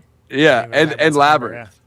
And Labyrinth. Makes sense. Which we have to. Was he Hoggle? Yeah. Was he Hoggle? Let me see. Now I got the Queen song stuck in my head. Flesh. No, he's one of the Goblin Corps. This is so Goblin Corps of us. All right. Look. But Tune into the after party where Conan and I do the entire Flash Gordon soundtrack by Queen. No, but it's nuts that they wouldn't give the rights to do Flash Gordon to George Lucas for whatever reason. They wouldn't sell him the rights. But then in 1980, Flash Gordon movie comes along. Sure did. And they're like, Clean, you do it. They also did the Highlander North soundtrack members. too. Yeah. Yeah. Well, yeah. Who wants to live forever? Yeah. hindsight, that song's very sad. Highlander a But- movie night extravaganza when, by the way? Probably never, frankly, but I don't know. Maybe. I don't know. We'll see. But yeah, I mean, They're doing a remake of it, aren't they? I think it was like a TV series for Apple. Oh no, so they definitely did a TV series, and they made like 5 sequels. But I mean, I think they are making a reboot, a remake of it now. Which is it a good movie? Well, I quite enjoy it, but I can't say it's a good movie. It's one of those ones that misses the mark. That could like Christopher Lambert as the timeless Scotsman, and then an actual Scottish Diane person Lane's as a baby Spaniard, daddy? And you know, Ooh, yeah. yeah. I mean, there's a lot going on in Highlander, but The Flash Gordon movie though, is a De Laurentiis project, which of course so is Dune. Wait, Nandor De Laurentiis from Staten Island, New York, the vampire. Yes, that is who we mean. Okay, Yeah, back to yeah. Star Wars: A New Hope. So we have the X-wings are amazing. The dogfight scenes are fantastic, right? You have the TIE fighters, which are sort of like the quintessential like bad guy. Like these guys are so bad that like they don't even have the ability to like bail out of these things. They're just like disposable practically, right? Mhm. And that tells you everything you know about the Empire as well. I guess originally they were supposed to, but they just never got around to it. All that works so well. Again, we do have sound in space. Canonically, there is not a sound in space. Shut up, nerd. And we have like just from the beginning the Star Neil deGrasse Destroyer. Tyson. I know. put him in the garbage can. You have the freighter Fiction. movie, and you're like, oh, here's this big ship that's coming towards the planet, and then in frame you have a bigger, like the biggest ship you've ever seen in space. Immediately afterwards, how cool Every is that? single time it got ruined for me by Spaceballs, where the ship just keeps going and going and going. By the way, a remake impossible. There can be only one. See what you did there, Matt. We See should what you do did there. Spaceballs just for like a bonus episode for patrons only, just so I can just talk about John Hurt's cameo in the. It's a really good satire. The quest for more cash. Hello, my honey. Hello. My... Yeah, that's right. And they got John Hurt to do it. That's right. The search Not for again. more money.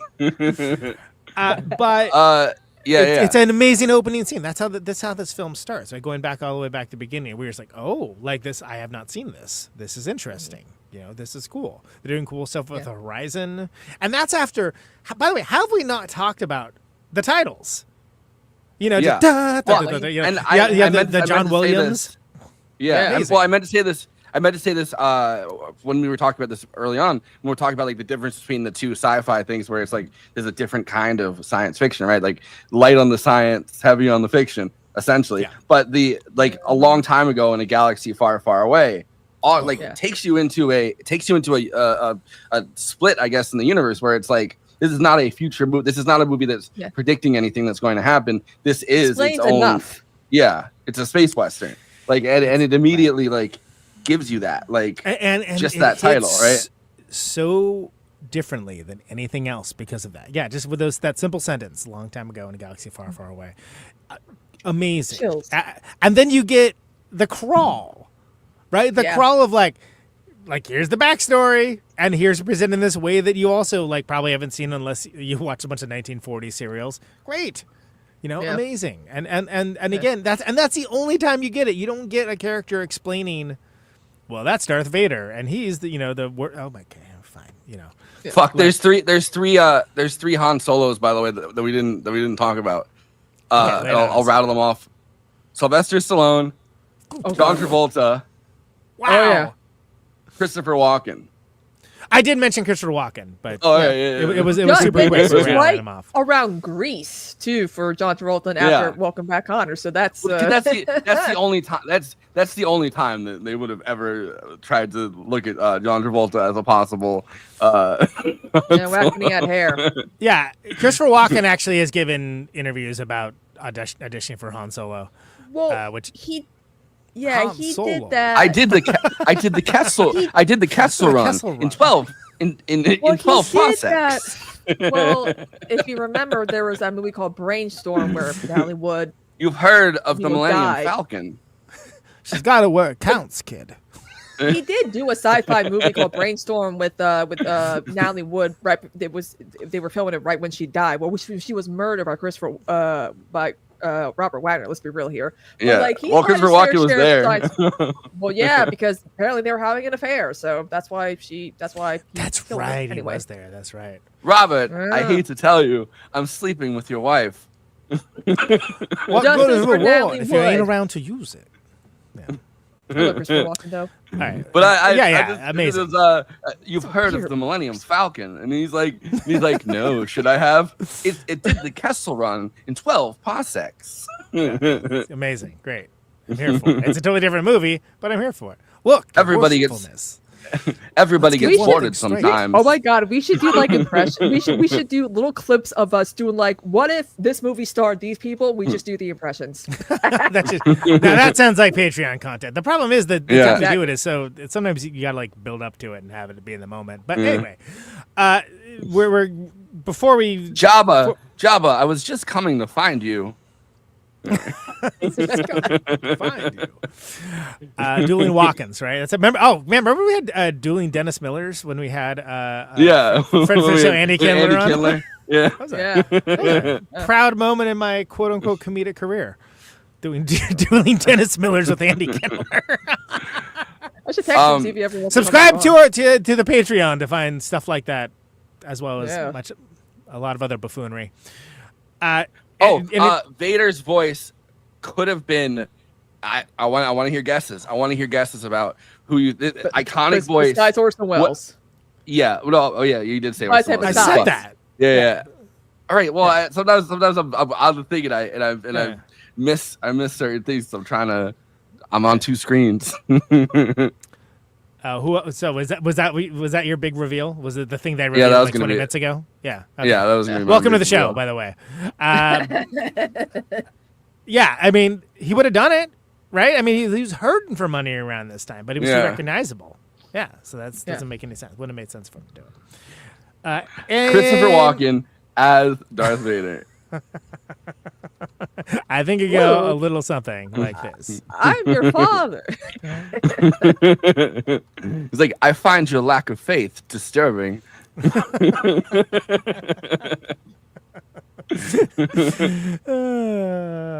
Right. Well, Rodney Dangerfield. Luke, I'm your father. You gotta respect me. I gotta respect it all. No, it's Tarkin's talking down to him. Oh, I don't get no respect at all. oh, people think the dark side's all wine and roses. It's not. It's hot. I tell you, there's no respect. I love him. I get no respect Yeah, at all. he's really gasping for breath. He's like out. He's like out of breath. I mean, he's like, oh, my wife didn't give me any respect. You know, she said I'm going back to the boo. I said, well, guess what? There's no more Anakin for you. It reminds me of when, because Robert Williams was doing all those impressions in Aladdin, and he does a Rodney Dangerfield. It's like, I can't believe it. I'm losing to a rug, and I'm like, wait a minute, I know that one. All right. So, of course, Letterboxd is a place for film lovers to talk out with and to each other about the movies they love, maybe the movies that they didn't love, maybe just want to talk about the quote-unquote PowerPoint transitions that happened in this movie. Guess where they got it, dudes? Guess where they got it from? Of course, all of this is best expressed succinctly. It is a bottom-up democracy. Everyone gets to have their say. They get to chime and opine about all the films, not just Siskel's and Eberts of the world, but is best done in the short format piece, which are then collected weekly for this bit that I present on screen for Forrest, Kristina, and our lovely friends to react to, respond to, laugh at, and with. These are the Letterboxd one-liners for Star Wars: A New Hope. Let's go. My favorite part of this film was when old man Obi-Wan Kenobi does a completely unnecessary 360 move during that one lightsaber duel. That shit was so funny. My man has so much swag. That's more than a one-liner, but I'll take it. Yeah, well, yeah.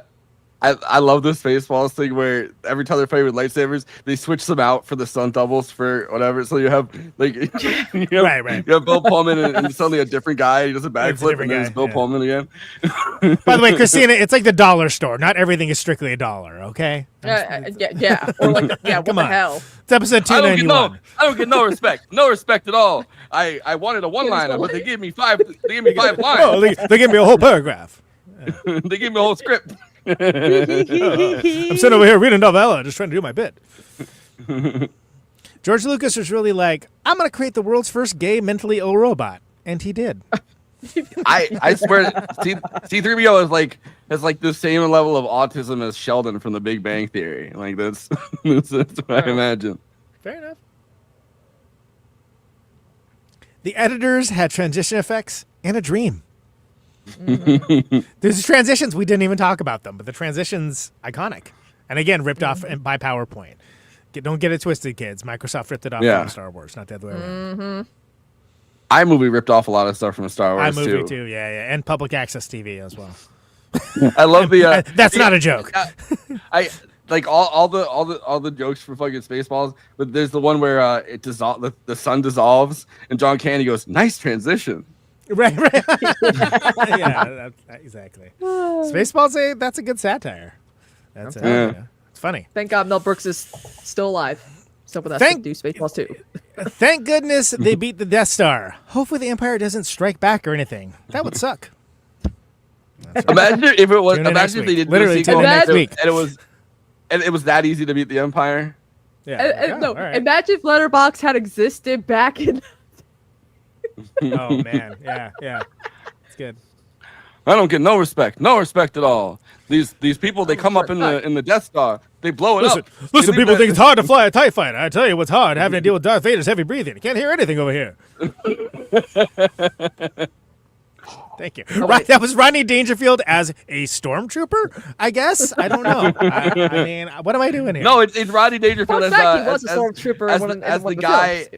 Rodney Dangerfield as one of the guys that's at the table that's like, Lord Vader, your magical superpower or whatever. Like, oh yeah, that guy's talking that trash. I do not remember that guy.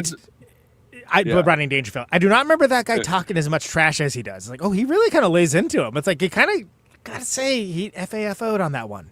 Gotta say. Yeah. Well, he's like, oh, if you he's like, if you got all these magical powers, why haven't you gotten the plans back? And it's like, bro, chill. Do not taunt the Sith Lord, man. Like, there's not a sign, but the sign is implied. Do not taunt the Sith Lord, okay? I forgot that Bill Maher as Turkin. Oh dear God. Oh. and finally, new rule. New rule, okay? If we're gonna blow up a planet, it's gonna be one I pick, not the one you pick. Insert Bill Maher classic eye roll here. Right. Your Princess Leia's far too trusting. So finally, new rule: don't trust the Empire. Okay. I forgot that. So I forgot that Uncle Owen calls Obi-Wan an old wizard. He's like, oh, that old wizard. Yeah. Insult. Yeah, wizard. Like, don't worry about that old wizard. This is the same way you're like, don't worry about that crackhead. Like, he's fucking around over there. Why didn't Chewie get a medal? That's racist.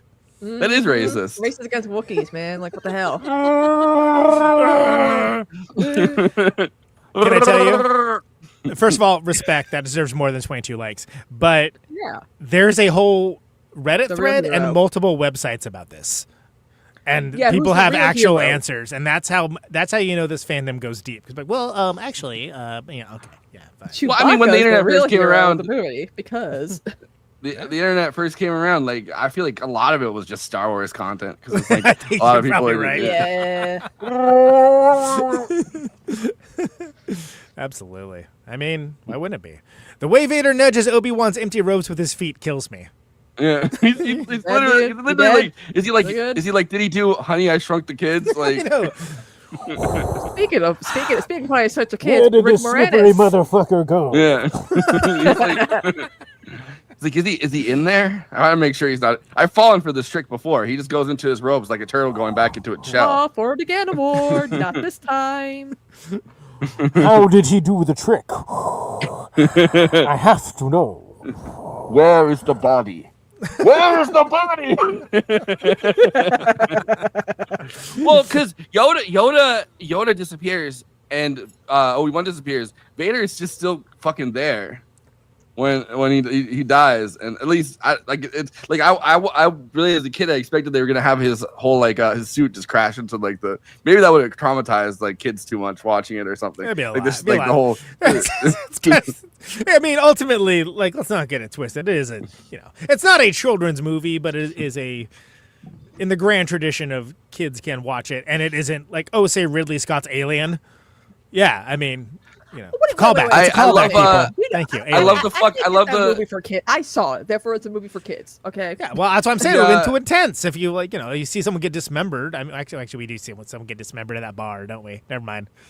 I love the scene at the beginning of Chasing Amy, where it's like the fake Malcolm X type guy that's actually their gay friend. And he's like, there's no brothers in Star Wars. And he's like, the only brother is Darth Vader. And he pull off his mask to reveal that there's a white guy. And he's like, that just shows us that deep down, they think we all want to be white. Oh, God. Subscribe for the after party, everybody. I never thought about it much because it's a Star Wars, but blowing up an entire planet for funsies is crazy evil. Yes. Wow, I can't wait. Oh, okay. This was not written by Israel for once. Okay, interesting. Israel's like, okay, now that we've seen Star Wars. Benjamin Netanyahu's burner account? Okay. What the hell, man? He has other hobbies? He's like, I've never watched Star Wars before. Now I have different thoughts about what we are doing in Israel. I must rethink. I must rethink some things. You're so right, King. Those totally are not the droids I was looking for. If it's me, right? If it's me, I'm just saying it would have gone down different. If I'm Uncle Owen, I almost said Uncle Ben. This isn't Spider-Man. Oh, it's Uncle Ben. Why don't you go get some rice? Oh, if I'm Uncle Owen, right? If I'm Uncle Owen, I'm grumpy. I'm a farmer. The minute the first droid starts doing this whole sassy thing, and he's like, and then the other droid doesn't work, and he's like, oh, maybe take my friend. I've worked with him before. I'm like, yeah, I want droids that don't talk this. I'm a hardworking farmer. These droids are sure doing a lot of talking. You know what they're not doing? It's farming moisture. I'm trying to make the desert bloom. Yeah, right. Exactly. Me, through thick tears, he never did pick up those power converters. I was going to go down to the Tashi station and pick up some power converters. It's true, he didn't. It's the only unresolved thing about Star Wars, and there's probably going to be a Disney Plus series about it. It's going to be a workplace comedy. Did they not? They kind of did that though when Adam Driver did host SNL with the Kylo Ren stuff, and it was like Undercover Boss or whatever. I'm like, that's the only good thing that came out of those movies that don't exist. That's exactly.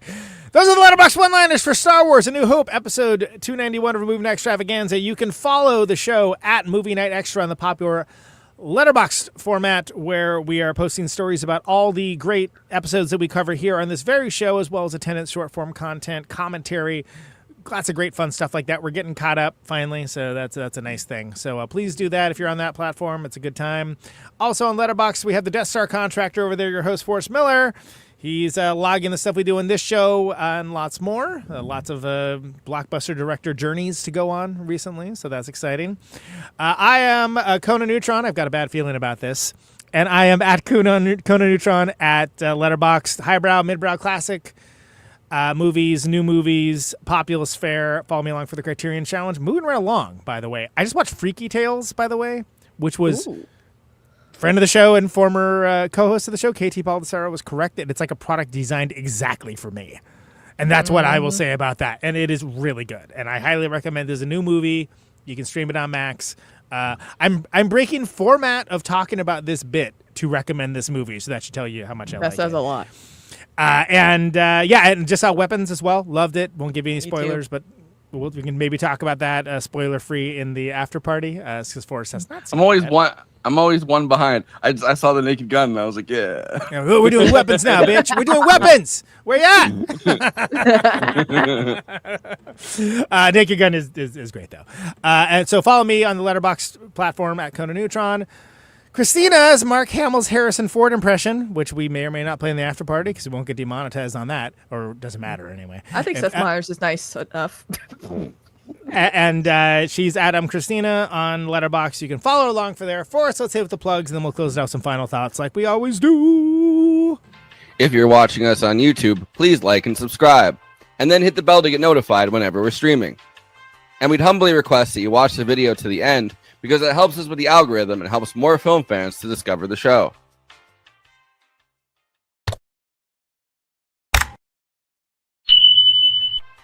We're also monetized. If you want to get your chat questions definitely read on stream, you can always send us a super chat, which will help us keep the show going. Every cent helps. If you're watching on Twitch, you can gift us a free sub on Amazon Prime with your Prime membership, but getting subs on Twitch is always appreciated, and it helps to follow us on there as well. We also have an audio feed, which is available wherever you download podcasts, if you prefer to listen to podcasts rather than watch the stream. That's updated usually the same day we stream, but watching on YouTube and Twitch is the best way to get the show first, live as it happens. If you want to support us with a monthly donation and get access to all of our after parties forever, which go patron only after we do them, you can become a patron at patreon.com/movie night extra. Link is in the description for that. It really helps us keep the show going since we do have some expenses to make this happen. We also have a Discord community. Link is in the description for that. We sometimes watch movies we cover on there. We get into conversations about everything from film to TV shows to related podcasts. We even have a Discord channel for memes. It's really fun on there. You can find us on all the social media platforms: Facebook, Instagram, Blue Sky, Twitter, and Threads. You connect with us on all of those. Talk to us. We'd love to hear from you. Lastly, we recently made a TikTok at Movie Night Extra where we're putting up short form clips from the episodes. Okay, passing this to Conan so he can tell you about his music and this week's Protonic Reversal. Conan, who's on Protonic this week? Well, Forrest of the past, I will tell Forrest of the present that it is a double header this week. Wednesday, returning Nina Nostalgia had to postpone the episode due to flooding. There was lots of flooding due to crazy inclement weather conditions in Milwaukee. We had a power outage for like 12 hours. It was actually really terrifying. And we did a lot better than others, but there's a lot of people that are hurting right now. So shoehorning that in. But Nina Nostalgia coming in on Wednesday, and then on the normal Thursday slot, Tim Byron of the Meishi and Hell Yeah. Hell Yeah, of course, is the new Meishi band. They opened for us in Oakland on our recent tour. They're wonderful. They're great. If you know that band, the Meishi, they're just a really good time. So those are both coming up. I'm going to post the schedule of everything's coming up for August and September really soon. I'm still locking a few things down, but there's a lot of really great things happening. ProtonicReversal.com for their archives for that, always free, but at patreon.com/ProtonicReversal, $1 a month helps support the show and gets episodes sooner. A lot of cool Protonic news coming, and there's a lot of cool episodes coming, so stay tuned for that if you're a music person.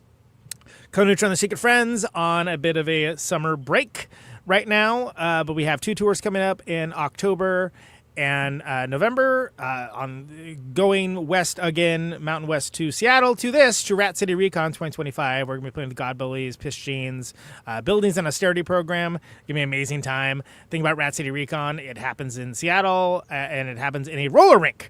And the bands play in the middle of the roller rink, and everyone skates around the bands, and it's awesome. And we played it in 2022 with Lung and Big Business. It was wonderful. Kicked ass. Band skate for free. Roller skate story for the after party. Okay, so I'll mention roller skating, but the tour out to that, I will have a poster for it for next show for Empire Strikes Back. But we are, ironically, because Lauren is going to be on that tour, and she's going to be on Empire Strikes Back as well. It's going to be Chicago, Minneapolis, Lincoln, Nebraska, Denver, Salt Lake City, Boise, Portland, Eugene, and then Seattle. So that's what that tour is. A few places that this band has never played. We've never played Salt Lake City. So I think Varn lives there, right? Maybe I should have Varn. And I think he's moving again. Just in time for me to play there. Yeah, heard I was coming. He's racist against you, Conan. He's like, oh, Neutron's coming. I'm moving. He said Neutron's coming. It's a trap. That's good. That's good. And then we'll also have dates for November. We have Birmingham, Athens, Atlanta, in Georgia, New Orleans, Austin, Denton, Wichita, Kansas, Santa Fe, and Phoenix coming up for the November tour. Of course, Jesus canceled their tour, so we are not playing with them at the end of that, which would be a great way to end that. But neutronfriends.com, neutronfriends.bandcamp.com is the best place to get music. We have the Neutron's new record. We're on all the streaming platforms and all that stuff. You can find the band on any form of social media you feel so inclined to check out. And that is it. Kristina, tell us what you got going on. Well, for those who are like, what's up with the makeup? I did the Jenna Ortega thing, okay? Everyone keeps saying that she got plastic surgery done. I'm like, no, she just bleached her eyebrows. Chill out, okay? Her eyebrows really changed the face, really changed the bone structure. I just saw some compliments. I didn't see anything. So people were like, what's up with it? Like, what? No, I don't know. No, but like there were some people that messaged me were like, wait, what's going on here? And I'm like, What's up with that? What's up with that? with that. Yeah. I was dog sitting, so I kind of took a break after my, marathon that I had last week. I can't believe it's been a week. I finished watching the first half of Wednesday. Love it. Can't wait for the second half. I noticed it was up, and I was like, oh, you know what else? The new Alien show, the Noah Hawley Alien show premieres tonight, right? Yeah. Yes. Something for us to talk about next week. I know. If I wasn't doing the after party, I know what I'd be watching, but I'll watch it later. I know. But also, I'm going down a Jack O'Connor rabbit hole when it comes to his films. The movies are either so traumatizing I have to take a break, or they're too pornographic that I have to take a break. Oh. Really? Man loves a hang dong. Okay, I'm just saying. But I did my show today. Follow your bliss, and you'll never work a day in your life. If you like to hang dong, then you'll have a great time. Yeah. Highly recommend Lady Chatterley's Lover on Netflix if you ladies want to, see some Sir, love affair. we believe in unity. We believe in unity and hanging dong. Hanging brain. There we go. Fellowship and dong. But Fellowship and dong. There you go. It's all in the timing. Tomorrow night I'm gonna be on with Josh Afternoon to discuss the original, well, not the original, but like Freaky Friday, the first one with Jamie Lee Curtis and Lindsay Lohan. Should be interesting. I haven't seen that movie in 20 plus years since I had on VHS. Was there really? I don't want to be salty, but was there really a need to like have another one of those? Was that like something people were looking for? Because I gotta say, it's not that bad, but like, come on. Yeah, I mean, but I'm happy that Lindsay Lohan is all better now. That's good, good for her and all that. And Jamie Lee Curtis just needs to shut the fuck up, is what I gotta say these days. Really? Yeah, she just says a lot of stuff, and it's like, girl, just shut. Well, so do we. Yeah, but we say a lot of stuff too. Than her. We're better than her, though, Conan. I'm just saying, we don't. Oh, did she win an Oscar? I mean, that's debatable. Well, I mean, we actually post photos of children from Gaza and say they're from Gaza. I'm just saying, okay? Okay, you're talking about some stuff that wasn't aware of. Also, sorry. There was something else that she said recently that it was like, but I don't remember what it was. Yeah, yeah. All right. Wait for the after party to find out if that's scintillating tidbit. Streaming tomorrow, then afternoon to discuss Freaky Friday. Thursday, I'm gonna ask Sora, my friend. Wait, so you're talking about the new one, or you're the one that everyone knows? The one that everyone knows. Okay. Thank God, because right. I was I haven't. Yeah. They do a lot of new releases on that show. I don't know. I mean, yeah, Thursday, I might be on with Dan for PowerPort, or I might ask my friend Vasora, who recently joined the space, for her show Vasora Down Under, because she lives in Australia.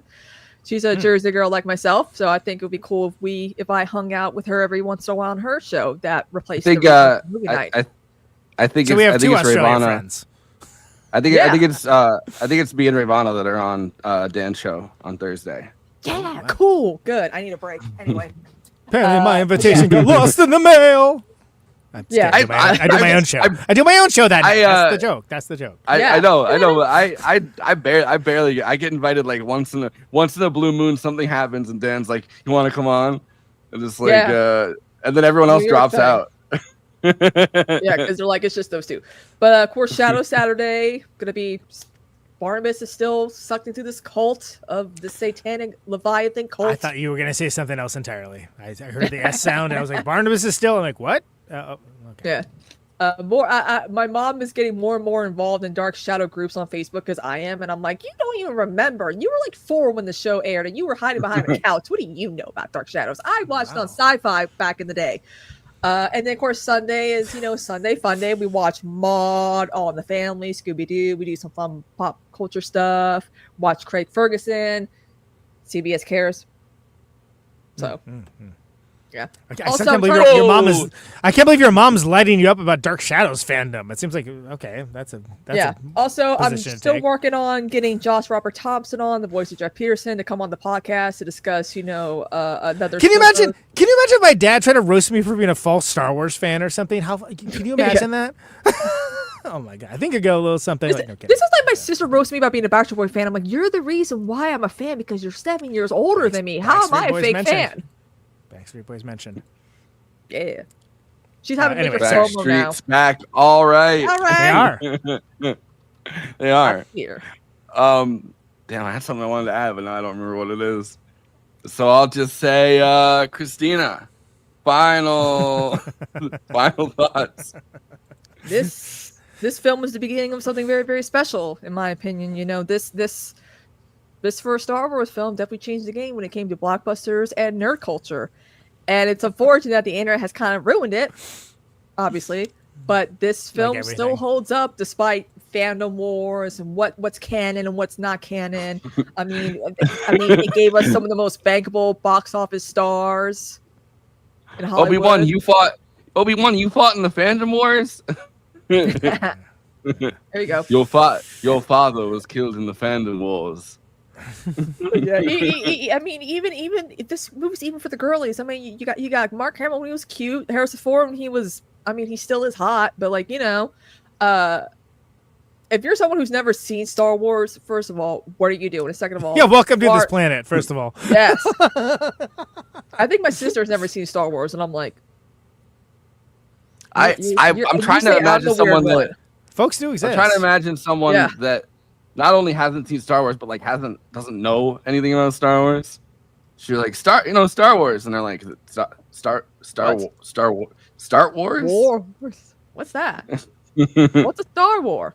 Anyway, Conan. Here's $10. Go see a Star Wars. Go see Star Wars. one of my favorite reaction gifs of all time. Yeah, I mean, like, what is it to say? This is, I mean, a classic call to adventure, hero's journey, one of the greatest space epics of all time. It launched a franchise, mythology, subculture, and a world of imagination. It is cool to see this now, after seeing the vast majority of the things that Lucas was inspired by, including Hidden Fortress, and to see it with that context. But I've seen it many times, and it again, as I mentioned earlier, the influences matter less than. This is just a miracle of pure captivating imagery and momentum. Han Solo, one of the classic rogues. Chewbacca, one of the best co-pilots, besties of all of sci-fi. Luke is a bit whiny and naive, but he's on his way to galaxy-changing importance, right? Darth Vader, as mentioned, one of the greatest villains in history, and I firmly believe R2 and C-3PO, the Rosencrantz and Guildenstern of Star Wars. Give them their own spin-off now, Disney. That's right. You can do it. You can do it. You can do it better than droids. You really can. Yeah. Obi-Wan setting the template for the sci-fi sensei, right? And Princess Leia being way more than a damsel in distress. She's a great shot. The characters, creatures, so many things about this have been emulated poorly, sometimes within the franchise. One thing we didn't mention, when the Millennium Falcon comes in for the assist at just the right moment at the end. Pure cinema, like that's one of the all-time great moments, because the whole time, if you obviously know the franchise, Han Solo was a big part of it, but you're like, no, he's gone. He got his payday and he moved on, and then you get that, oh my god, he just saved the day, and that's incredible, especially after Han being only in for itself.